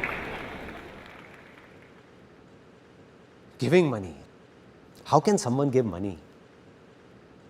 There are strange things that we believe about money. And that too rooted deep in us. No father, no brother, only money together. Right? And some people actually think it's true. They're fighting with their parents, with their brothers and sisters, only for money. For money. I'm not saying that money is not important. That would be impractical to say. It is very important. Very important. But money is only as important as fuel in a car. Neither more nor less.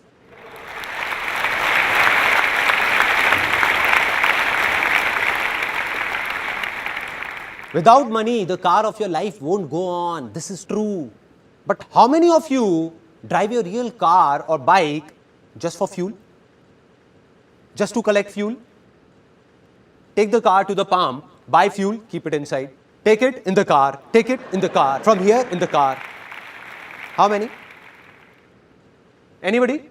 So what happens when it comes to money? Why are we stuck there? And that's where we make a mistake. Why? Because a lot of people in the world are doing it. So we think maybe this is right. When everyone is doing it, then it must be right. We know this is not right. Filling every corner with fuel, fuel, fuel, fuel. So much fuel that there is no place for anyone to sit in the car. No place to even breathe. One day a slight spark will burn everything up and we'll perish in that fire.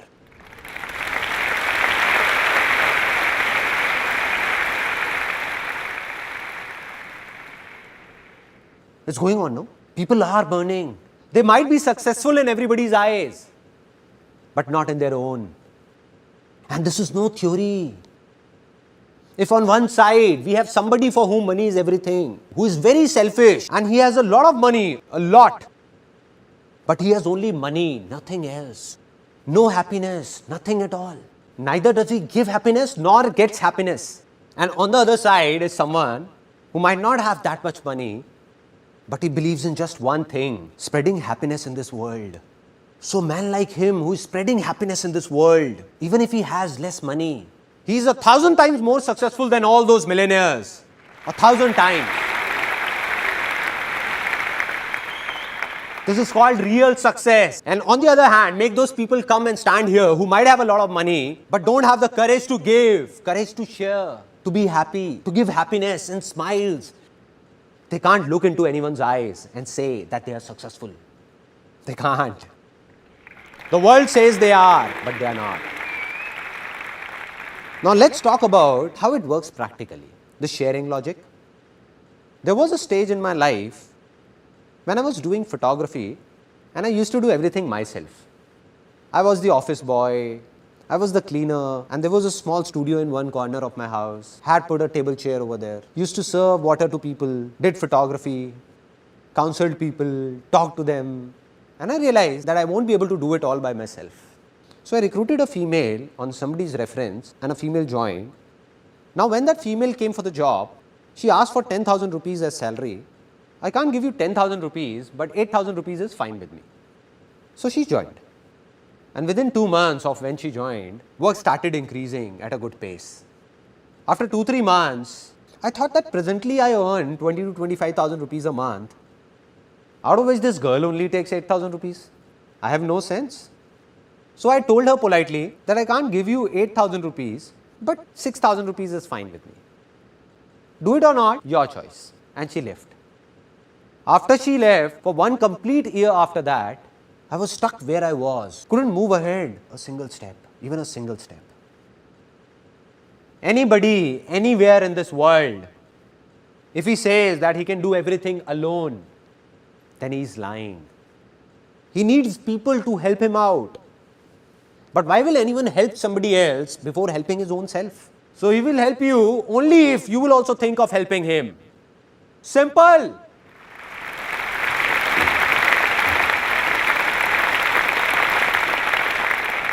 Let me ask you a very simple question. If there are 2 companies, so out of those 2 companies, the first company, while taking your interview, makes false promises by saying that we will give you this, don't worry, all will be good. But when you go and join, it's completely opposite. Like there was nothing about paying extra for overtime. No, this won't happen. That won't happen. This won't happen. You have to do this. You have to do that. If you want to do it, fine, or leave the job. Making you work for 12 hours, 10 hours for an 8-hour job and not even paying overtime. There are such companies. On the other side, there is a second company that does exactly what it promises. An 8-hour job means an 8-hour job. Work extra and overtime is paid. Everything said will be done. Apart from this, it also thinks about you. So which company will you join, first or second? Second. Now should I tell you something, honestly? That all of you who said they will join the second company, those very people, if decide to open up their own company, they will end up being like that first company.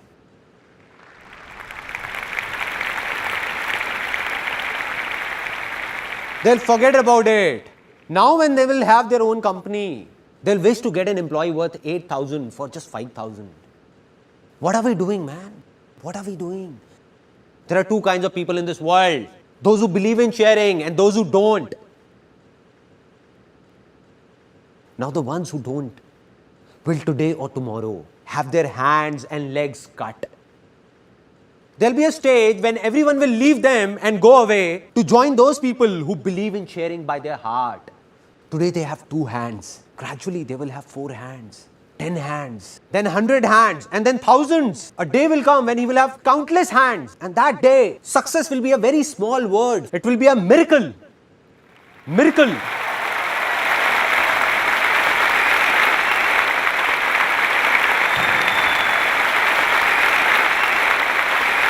People will say and say, impossible. How did this happen? How can this happen?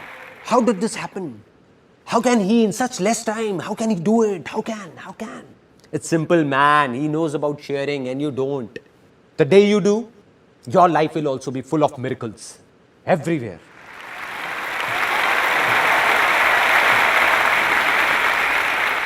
Now, the tree of success has a lot of fruits and we are sharing them. Knowing more fruits will grow. We are sharing.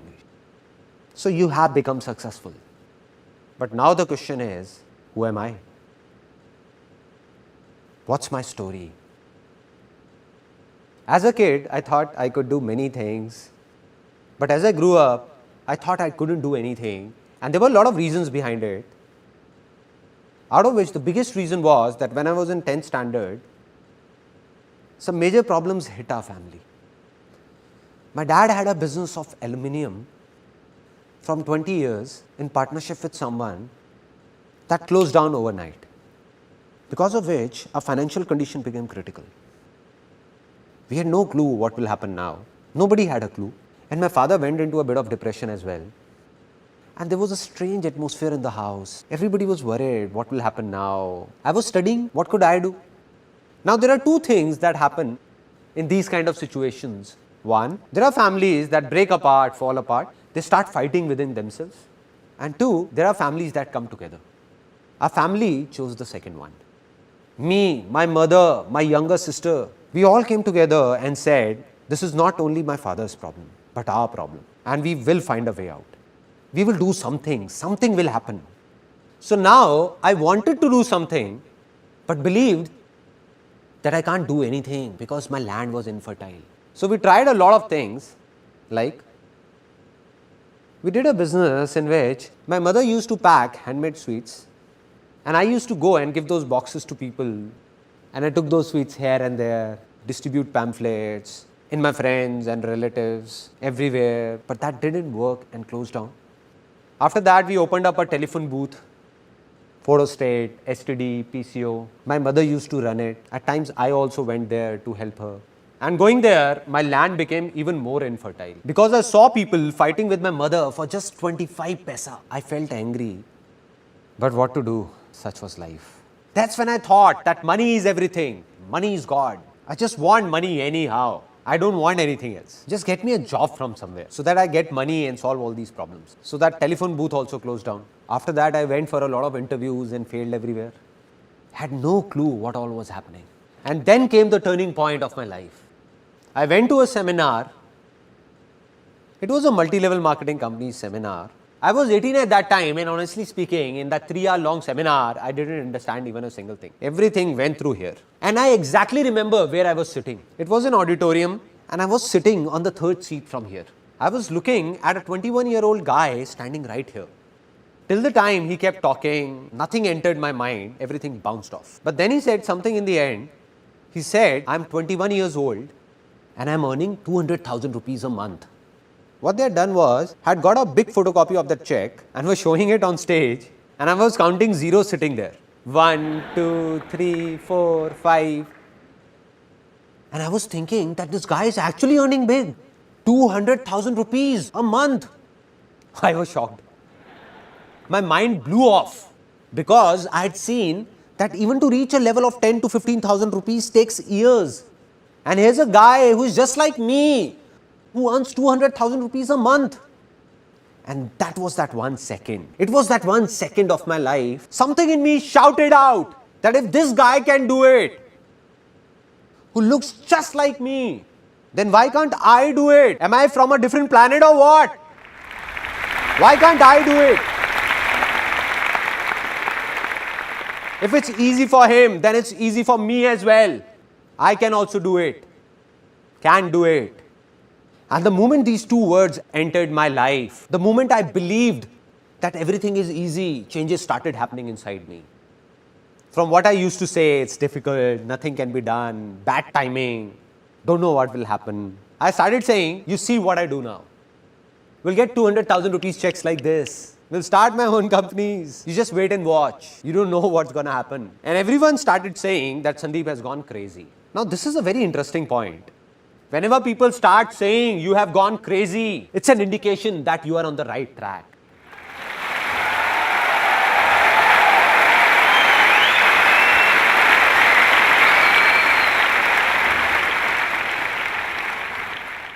A tinge of craziness is a must. And that's what happened. I became crazy, started saying strange things. I started feeling from within, it's easy. Land became fertile. 1 step complete. Now the second step, to discover what to do. Now there were 2 voices, outer voice and inner voice. I saw that man on stage and looking at him, I said, I want to be like him. If he's doing this, then I'll also do this and earn 200,000 rupees a month. But it wasn't my inner voice, all outer voices. So I took around 20-25 people to that company and nobody joined. In fact, the ones I took ridiculed me saying, where did you take us?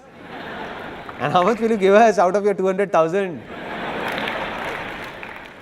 So I failed badly. And there were 2 reasons why I failed. 1, it was not my inner voice. And 2, I didn't understand sharing. I was taking people there not for their benefit, but for my selfish reasons. As an 18-year-old, all I thought was to solve my own family problems. To hell with these people. So I couldn't fool people. So back then when I failed, was it my good luck or bad luck? Bad luck, no. How can it be good? As per that time, it was bad luck only, no?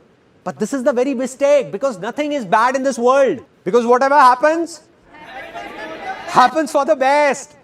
Success comes from experience, and experience comes from bad experiences. Which means that success can only come to you with experience, and experience can come to you only through bad experiences, not with good experiences. Right? And this is what I understood. When I went to that company, it was not a waste. Although I failed financially, but I got to know about a lot of good things and started understanding them. Different things entered my mind that I understood that yes, I understood that even failures are useful. So I didn't feel sad. After that, I heard outer voices once again. Again, I made the same mistake. I was told by my relatives, family members, don't know seriously or not. They told me that Sandeep, you have got looks of a hero, man. And I thought so many of them couldn't be wrong. I heard the outer voice and went to become a hero, to be a model. I said I will. If everyone is saying, I will. So I went and saw that heroes like me, thousands, are standing in a queue and eating roadside burgers. I said to myself, Sandeep, there you go, dude. But I didn't lose hope. I was determined to do something easy. It's easy won't work till the time it doesn't come from inside. And that's what happened. I told myself many times that I'll do it, I will. But it wasn't from within. To become a model or a hero or do acting. Used to go for auditions but went blank. Forgot everything. Didn't enjoy it from inside. Did some music videos as well. Such music videos that if I make you see them, you would die laughing. When my 5-year-old son is troubling everyone, ransacking the house, then my wife just plays that video and my son sits there looking at the screen and says, "Is this dad?" What is he doing? So this time also, I failed. I believe, like I just told you, that you can only be successful because of your failures, not because of your success. So this big failure of my life was about to be the reason behind a very big success of my life that I didn't know, realized it later. How? During modeling days, a friend came to me with some photographs he got clicked from somewhere, and when I saw them, I was surprised. I said, "What photographs, man? Great." There were no digital cameras at that time. So I said, "Man, this will be great. I want to learn this." For the first time in my life, my inner voice said that I want to learn photography, man. I want to be a photographer. I saw an ad in the newspaper, went there and joined a short 2-week course of photography. I didn't know what was I doing, why was I doing it, didn't think about it, just listened to my heart. You know, from inside, that feeling comes that this is what I wanted. Got it. Just went to my mother, took 12,000 rupees, went and bought a camera. Started clicking photographs of my relatives, friends, everyone for free. Didn't have a clue what I was doing. Kept on doing it. Now, what happens is that even when you listen to your inner voice, that you will move in that direction. You will take a step, take an action, and what you want will go and clash with the reality, which will be very different. I wanted to become a very good photographer, but the reality was that thousands of photographers in India who had learned photography for 1, 2, even 4 years, and even they were not able to do much. And what had I done? Just a 2-week course. So I wasn't a very good photographer. Bang! This was the turning point where one of my failures turned into success for me. Between all those photographers and me, there was a small difference. What I mean is that I had failed in modeling, but they had not. When I used to struggle as a model, I knew that 90% modeling agencies were fraud. So what I did was, I made a list of 70-80 fraud agencies and 10-15 genuine modeling agencies and started circulating it to everybody. That this one is fraud, and this one is genuine. And people started liking this. After this, I gave a small ad in the newspaper, free portfolio. And everyone came. A lot of people came.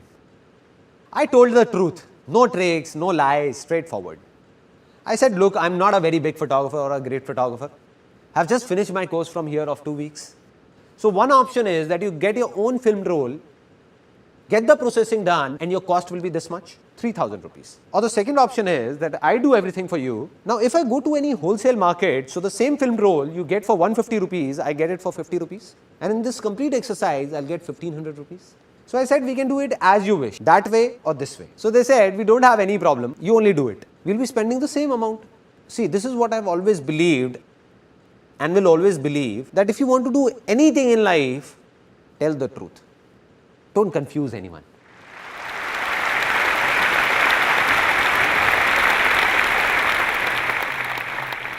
And people came. I still remember that I had spent 4,800 rupees on that first ad, because of which 7 or 8 people got their portfolios done from me, and the first income of my life, 15 to 20,000 rupees, came from here. This was the first success of my life.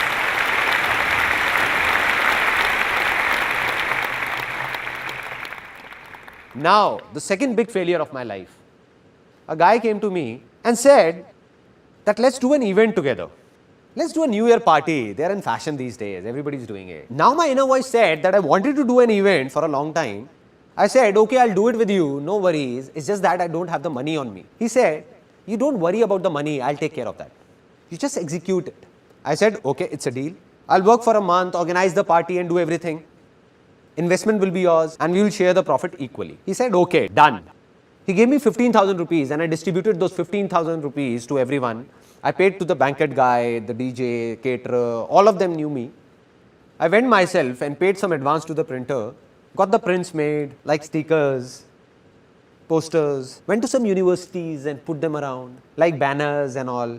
Now the problem occurred when just 3 days before the event, that guy came to me and said that I can't give you any more money. I said, but we have to give the money because I have to make all the payments, or else they know me and will catch hold of me only. He said, it's your problem, drop the event. I said, no.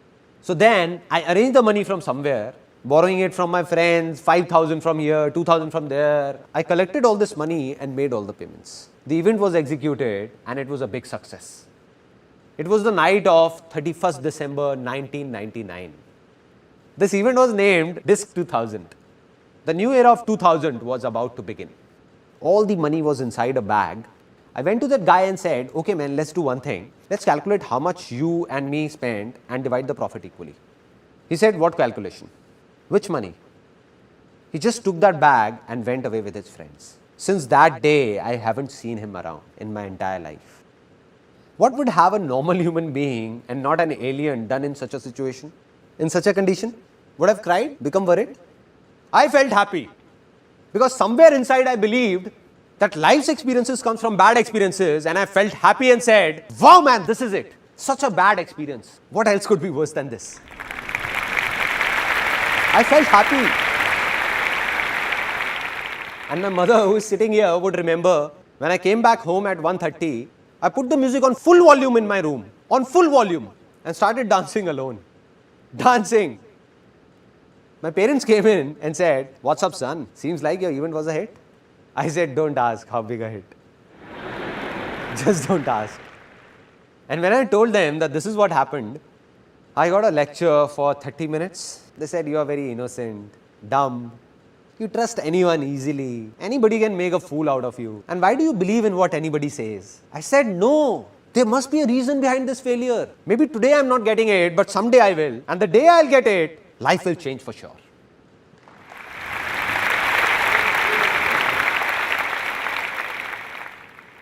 One year passed by, 2 years passed by, I didn't get it. Didn't know what was that failure for. Until in 2003, I'd reached a level in photography where I got stuck. The problem was that in photography, it's not only the work but the name that sells. It means that no matter how good I was, but because I didn't have a name, so all those people who got their photos clicked by me were rejected by modeling agencies saying, what trash. What an amateur shoot.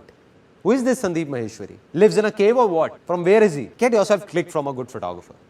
So they used to come back to me saying, what have you done? What a bad shoot. Here, have a look. So I said, I have to make a name somehow. How to do it? I don't know. But I believed it's easy. An idea came from somewhere to make a world record in photography. I went to Limca Book of Records, met the chief editor, and I remember I was sitting, me this side, and she on that side of the table. I had already taken an appointment. She said, yeah, tell me. I said that I want to make a world record in photography. She said, okay, so what have you thought of? I said, you tell me what needs to be done. Because somehow I managed to reach there, they could not throw me out. So she said that, look, it's not that easy. You have to do a lot of things. So it has to be something very big. I asked like, she said there are two options. Either you make India's record or world record. I said forget about India, tell me about the world record. How will I make it? So she narrated a list to me. She told me what all is needed. At least 10,000 photographs need to be clicked. No two photographs should look similar. All should be different. Our moderators will be present there.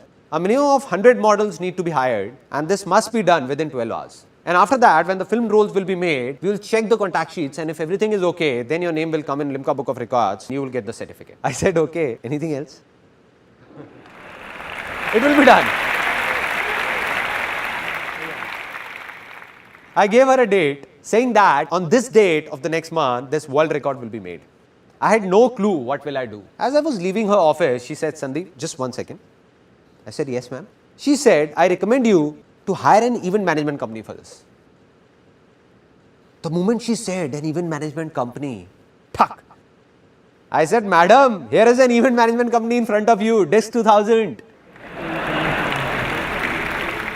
So that big failure of my life was about to turn into a big success.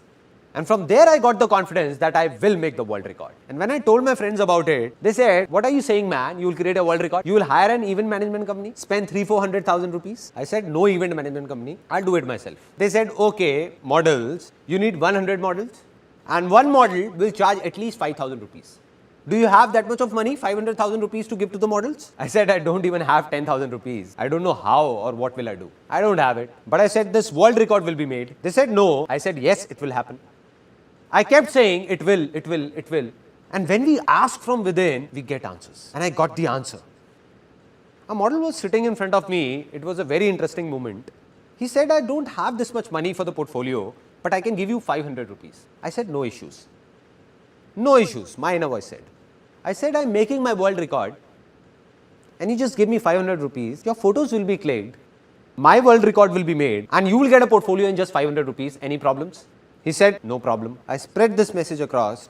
People queued up after that. Somebody is making a portfolio in just 500 rupees. A portfolio otherwise made in 30,000 rupees is being done in just 500. A total of 122 models came. More than 10,000 photographs were clicked in 10 hours and 44 minutes. No two shots were similar. The whole event was managed by me. And at the end of the day, my world record was made.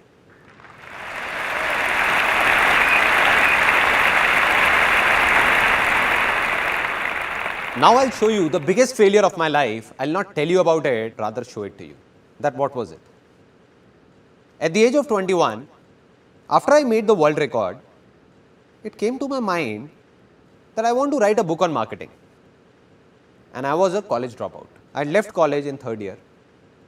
Now I went to the publishers that this is how I have written a book on marketing and I want you to publish it. So they used to talk very formally saying, yeah, have a seat. So where have you done your MBA from? I said, listen, I have no MBA. I am a college dropout. So they said, no, this is not the way. We can't publish it. And all the publishers refused, wherever I went. But I said, I'll do it myself. I will publish this book, come what may. I got it published, and here's that book right in front of you that I wrote at the age of 21 on marketing. Now, what is so special about this book? It's written on it that it's one of the most unusual books in the world, one of the strangest. Why? Because almost all the books in English open this way, like this. But this one opens from here. This is the first page of this book. This is the second one. This is the third. This is the fourth one, and this is the fifth.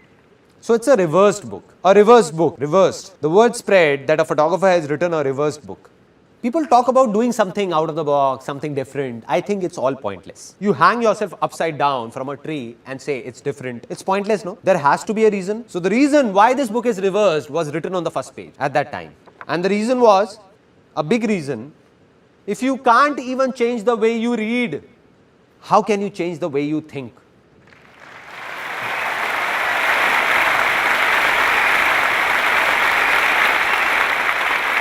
That is, if you can't even change the simplest of your habits, how will you change your life? Just leave it. This book is not meant for you. And that's what happened. People took it seriously. They said, okay, if you don't want us to read it, so be it. Out of the 1,000 copies I got published, just 150 got sold.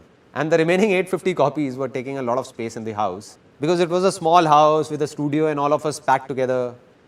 So my mother gave them to a ragman. So a decent failure. Maybe you will see some grams wrapped in the pages of that book. Failure, that too a big one. Didn't know why this happened. Not at that time, but today I know. This book failed, but to write this book, I read countless books, and while doing so, my fertile land got plowed so many times, that everything became easy for me. Right.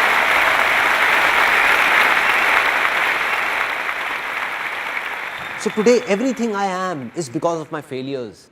Now, final points. That from where did the biggest success of my life come? In the world of modeling, we were the only agency that got a declaration signed from people that said there is no guarantee of work. We'll make your portfolio, give it to the agencies. If you're lucky, you will get work or else not. And being truthful and honest, we became one of the biggest agencies of Delhi. Though we tried to click the best of photos, but the models still didn't get any work in the market. So my inner voice said, I must do something for these models, something. What? I don't know. Not to take money from them, but to solve their problems somehow. And when the question came, it was answered. An ad agency guy came and said that I don't have time. We will scan this photograph only and print it in the ad. Do you have any problem? I said, why would I have a problem? I called up the model and said, do you have a problem? He said, what are you saying, sir? What problem? What else can I ask for that if my photograph comes in a newspaper or an ad? The photo got printed, that model was happy, I was happy, and ad agency was happy. And this was that turning point of my life.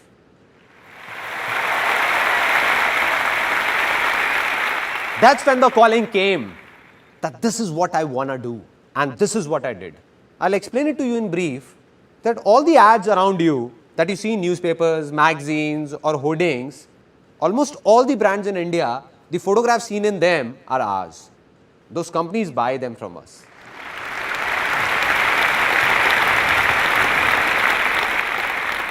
So today, in the given situation, if you ask me that what's success for me, then here is a simple answer to it in a few things, because success is not just limited to one thing, but many things in life, various aspects of life. So one of my aspects, that this company ImagesBazaar was started to do something good for those models 6 years ago. In 2006, when this company started, I swore that from that very day, I'll not even take a single penny from any model, but will pay them instead. And till date, thousands of models have worked with us, and not even one of them can say that we have taken a single penny from him or her. Rather, we have paid them. This is success for me. This is success for me. And this is the reason our company has no investors and will never have one, because investors won't be able to understand all this. What will they say? They will say, you are crazy. Being such a famous production house of India, one of the biggest, doing so many shoots, and that too genuine. If you ask the models to pay you 50,000 rupees, they will not even ask why and put the amount on your table. But we will not take it. Not today, not ever, never. Secondly, what is success for me? I narrated an incident of that female whom I told to leave. The one who asked for 10,000 rupees, I gave her 8,000 rupees and then told her to leave. When I got stuck, that day I decided that from today onwards, if I hire anyone, then I'll never tell the person to leave. Never. They can go by themselves if they want to, but I'll never ask them to leave. 8 years, 10 years, 12 years, 14 years, everybody is still there. In our company, faces don't change. All are still there. So success for me is to share everything with my employees and do all that I can do and go beyond any limit to keep them happy. Any limit. This is success for me.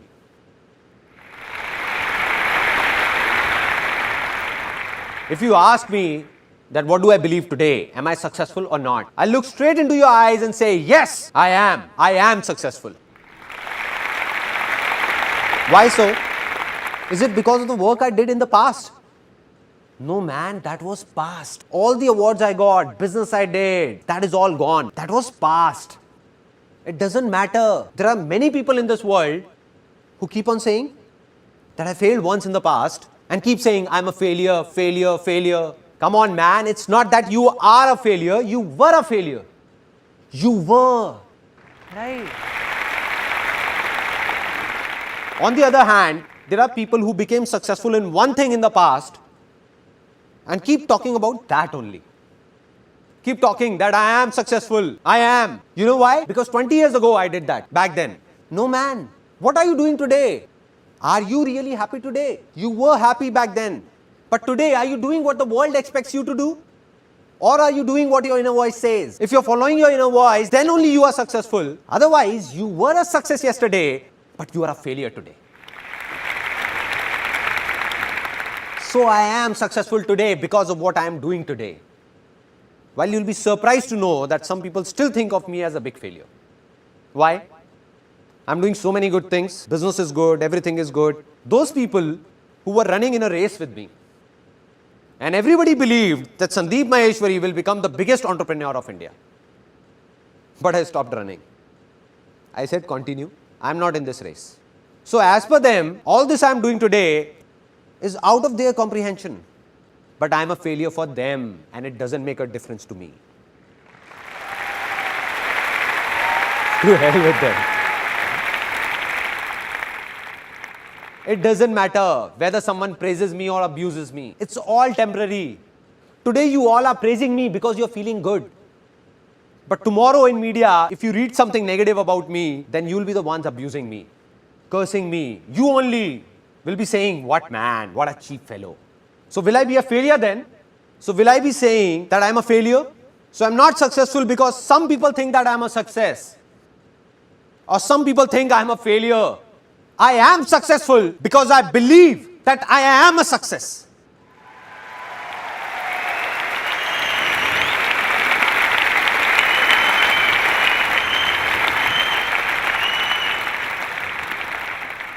Yesterday I met one of my friends and he was asking that from where do I get the inspiration of doing all this? From where?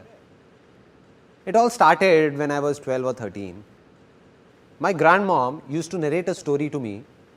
And I liked it so much that I listened to it daily and cried daily. My grandmom used to say, I'll not narrate it again because you cry. And I used to say, please, please. It was a story of a man who used to be very happy with his family, friends, very happy, enjoying. Then a stage came in his life when greed crept in. And because of that greed, he started fighting with his parents, brothers and sisters, with the whole world. Started thinking just about himself and got separated from everyone. He even started fighting with his own wife and kids. So in the remaining last few seconds of his life, when he was about to leave this world, tears were pouring down and he was crying, crying and crying. And the last words he uttered were that I made a big mistake. I made a big mistake. And he left this world saying this. So when I used to listen to that story, something happened inside me. I don't know what it was, but I always used to think that when my last moments will come, what will I say? What will I say to my people? I didn't know it then, but today I know that during those last few seconds of my life, tears will be pouring down, but I'll be crying out of happiness. And while crying, I'll not say anything to anyone but smile. And say to myself that, wow, man, what a life. Wow. Wow. Wow.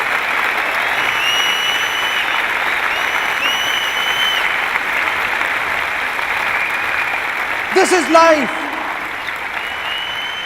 This is life. I did it. Saying this within me only, not saying anything to anyone, no regrets whatsoever. Now, the final moment of this seminar. I told you in the beginning of this seminar that I don't want anything from you and will never talk about my benefit. I lied to you. I'll ask for something. Won't let you go like this. I'm going to ask for something. So I'm going to ask for something from you from the bottom of my heart. If possible, give it or else don't. So I fold my hands and request you all that today all of you have a hunger to do something, to become someone that has brought you here. But a day will come in your life when you will have much more than you need. That day, if you find someone with a hunger, just be of a little help to that person. That's it.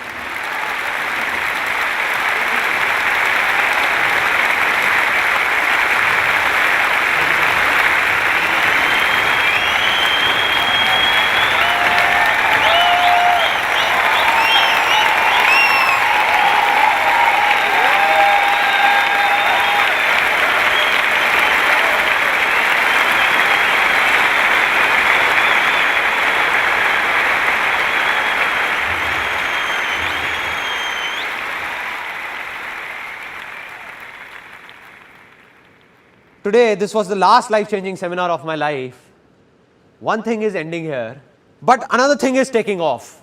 I'm gonna keep recording all my experiences one by one in videos, record them.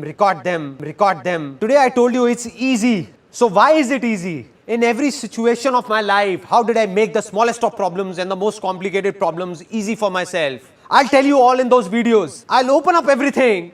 I just open it up, my heart, my mind, so that tomorrow if someone will need to know something or do something, he will just go to that place and will do whatever he wants to do for free.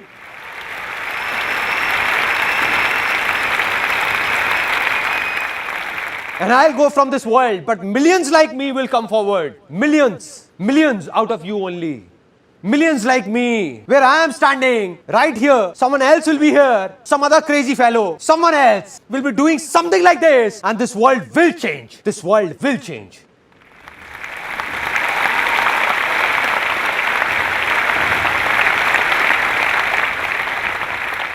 Today, I can say that my life's mission is fulfilled. And even if God comes and says, it's over, then I'll say, let's go. Anyway, you say, I did what I wanted to do. Did it. Till today, millions of people have attended my seminars. And if I continued further, another few million would have seen it. But now it's video recording. This video recording that's going on will be watched by billions in near future. Out of them, a few people will be there whose conscience will call out, not from here, but from here, that I have to share with those people who need me. And the day this happens,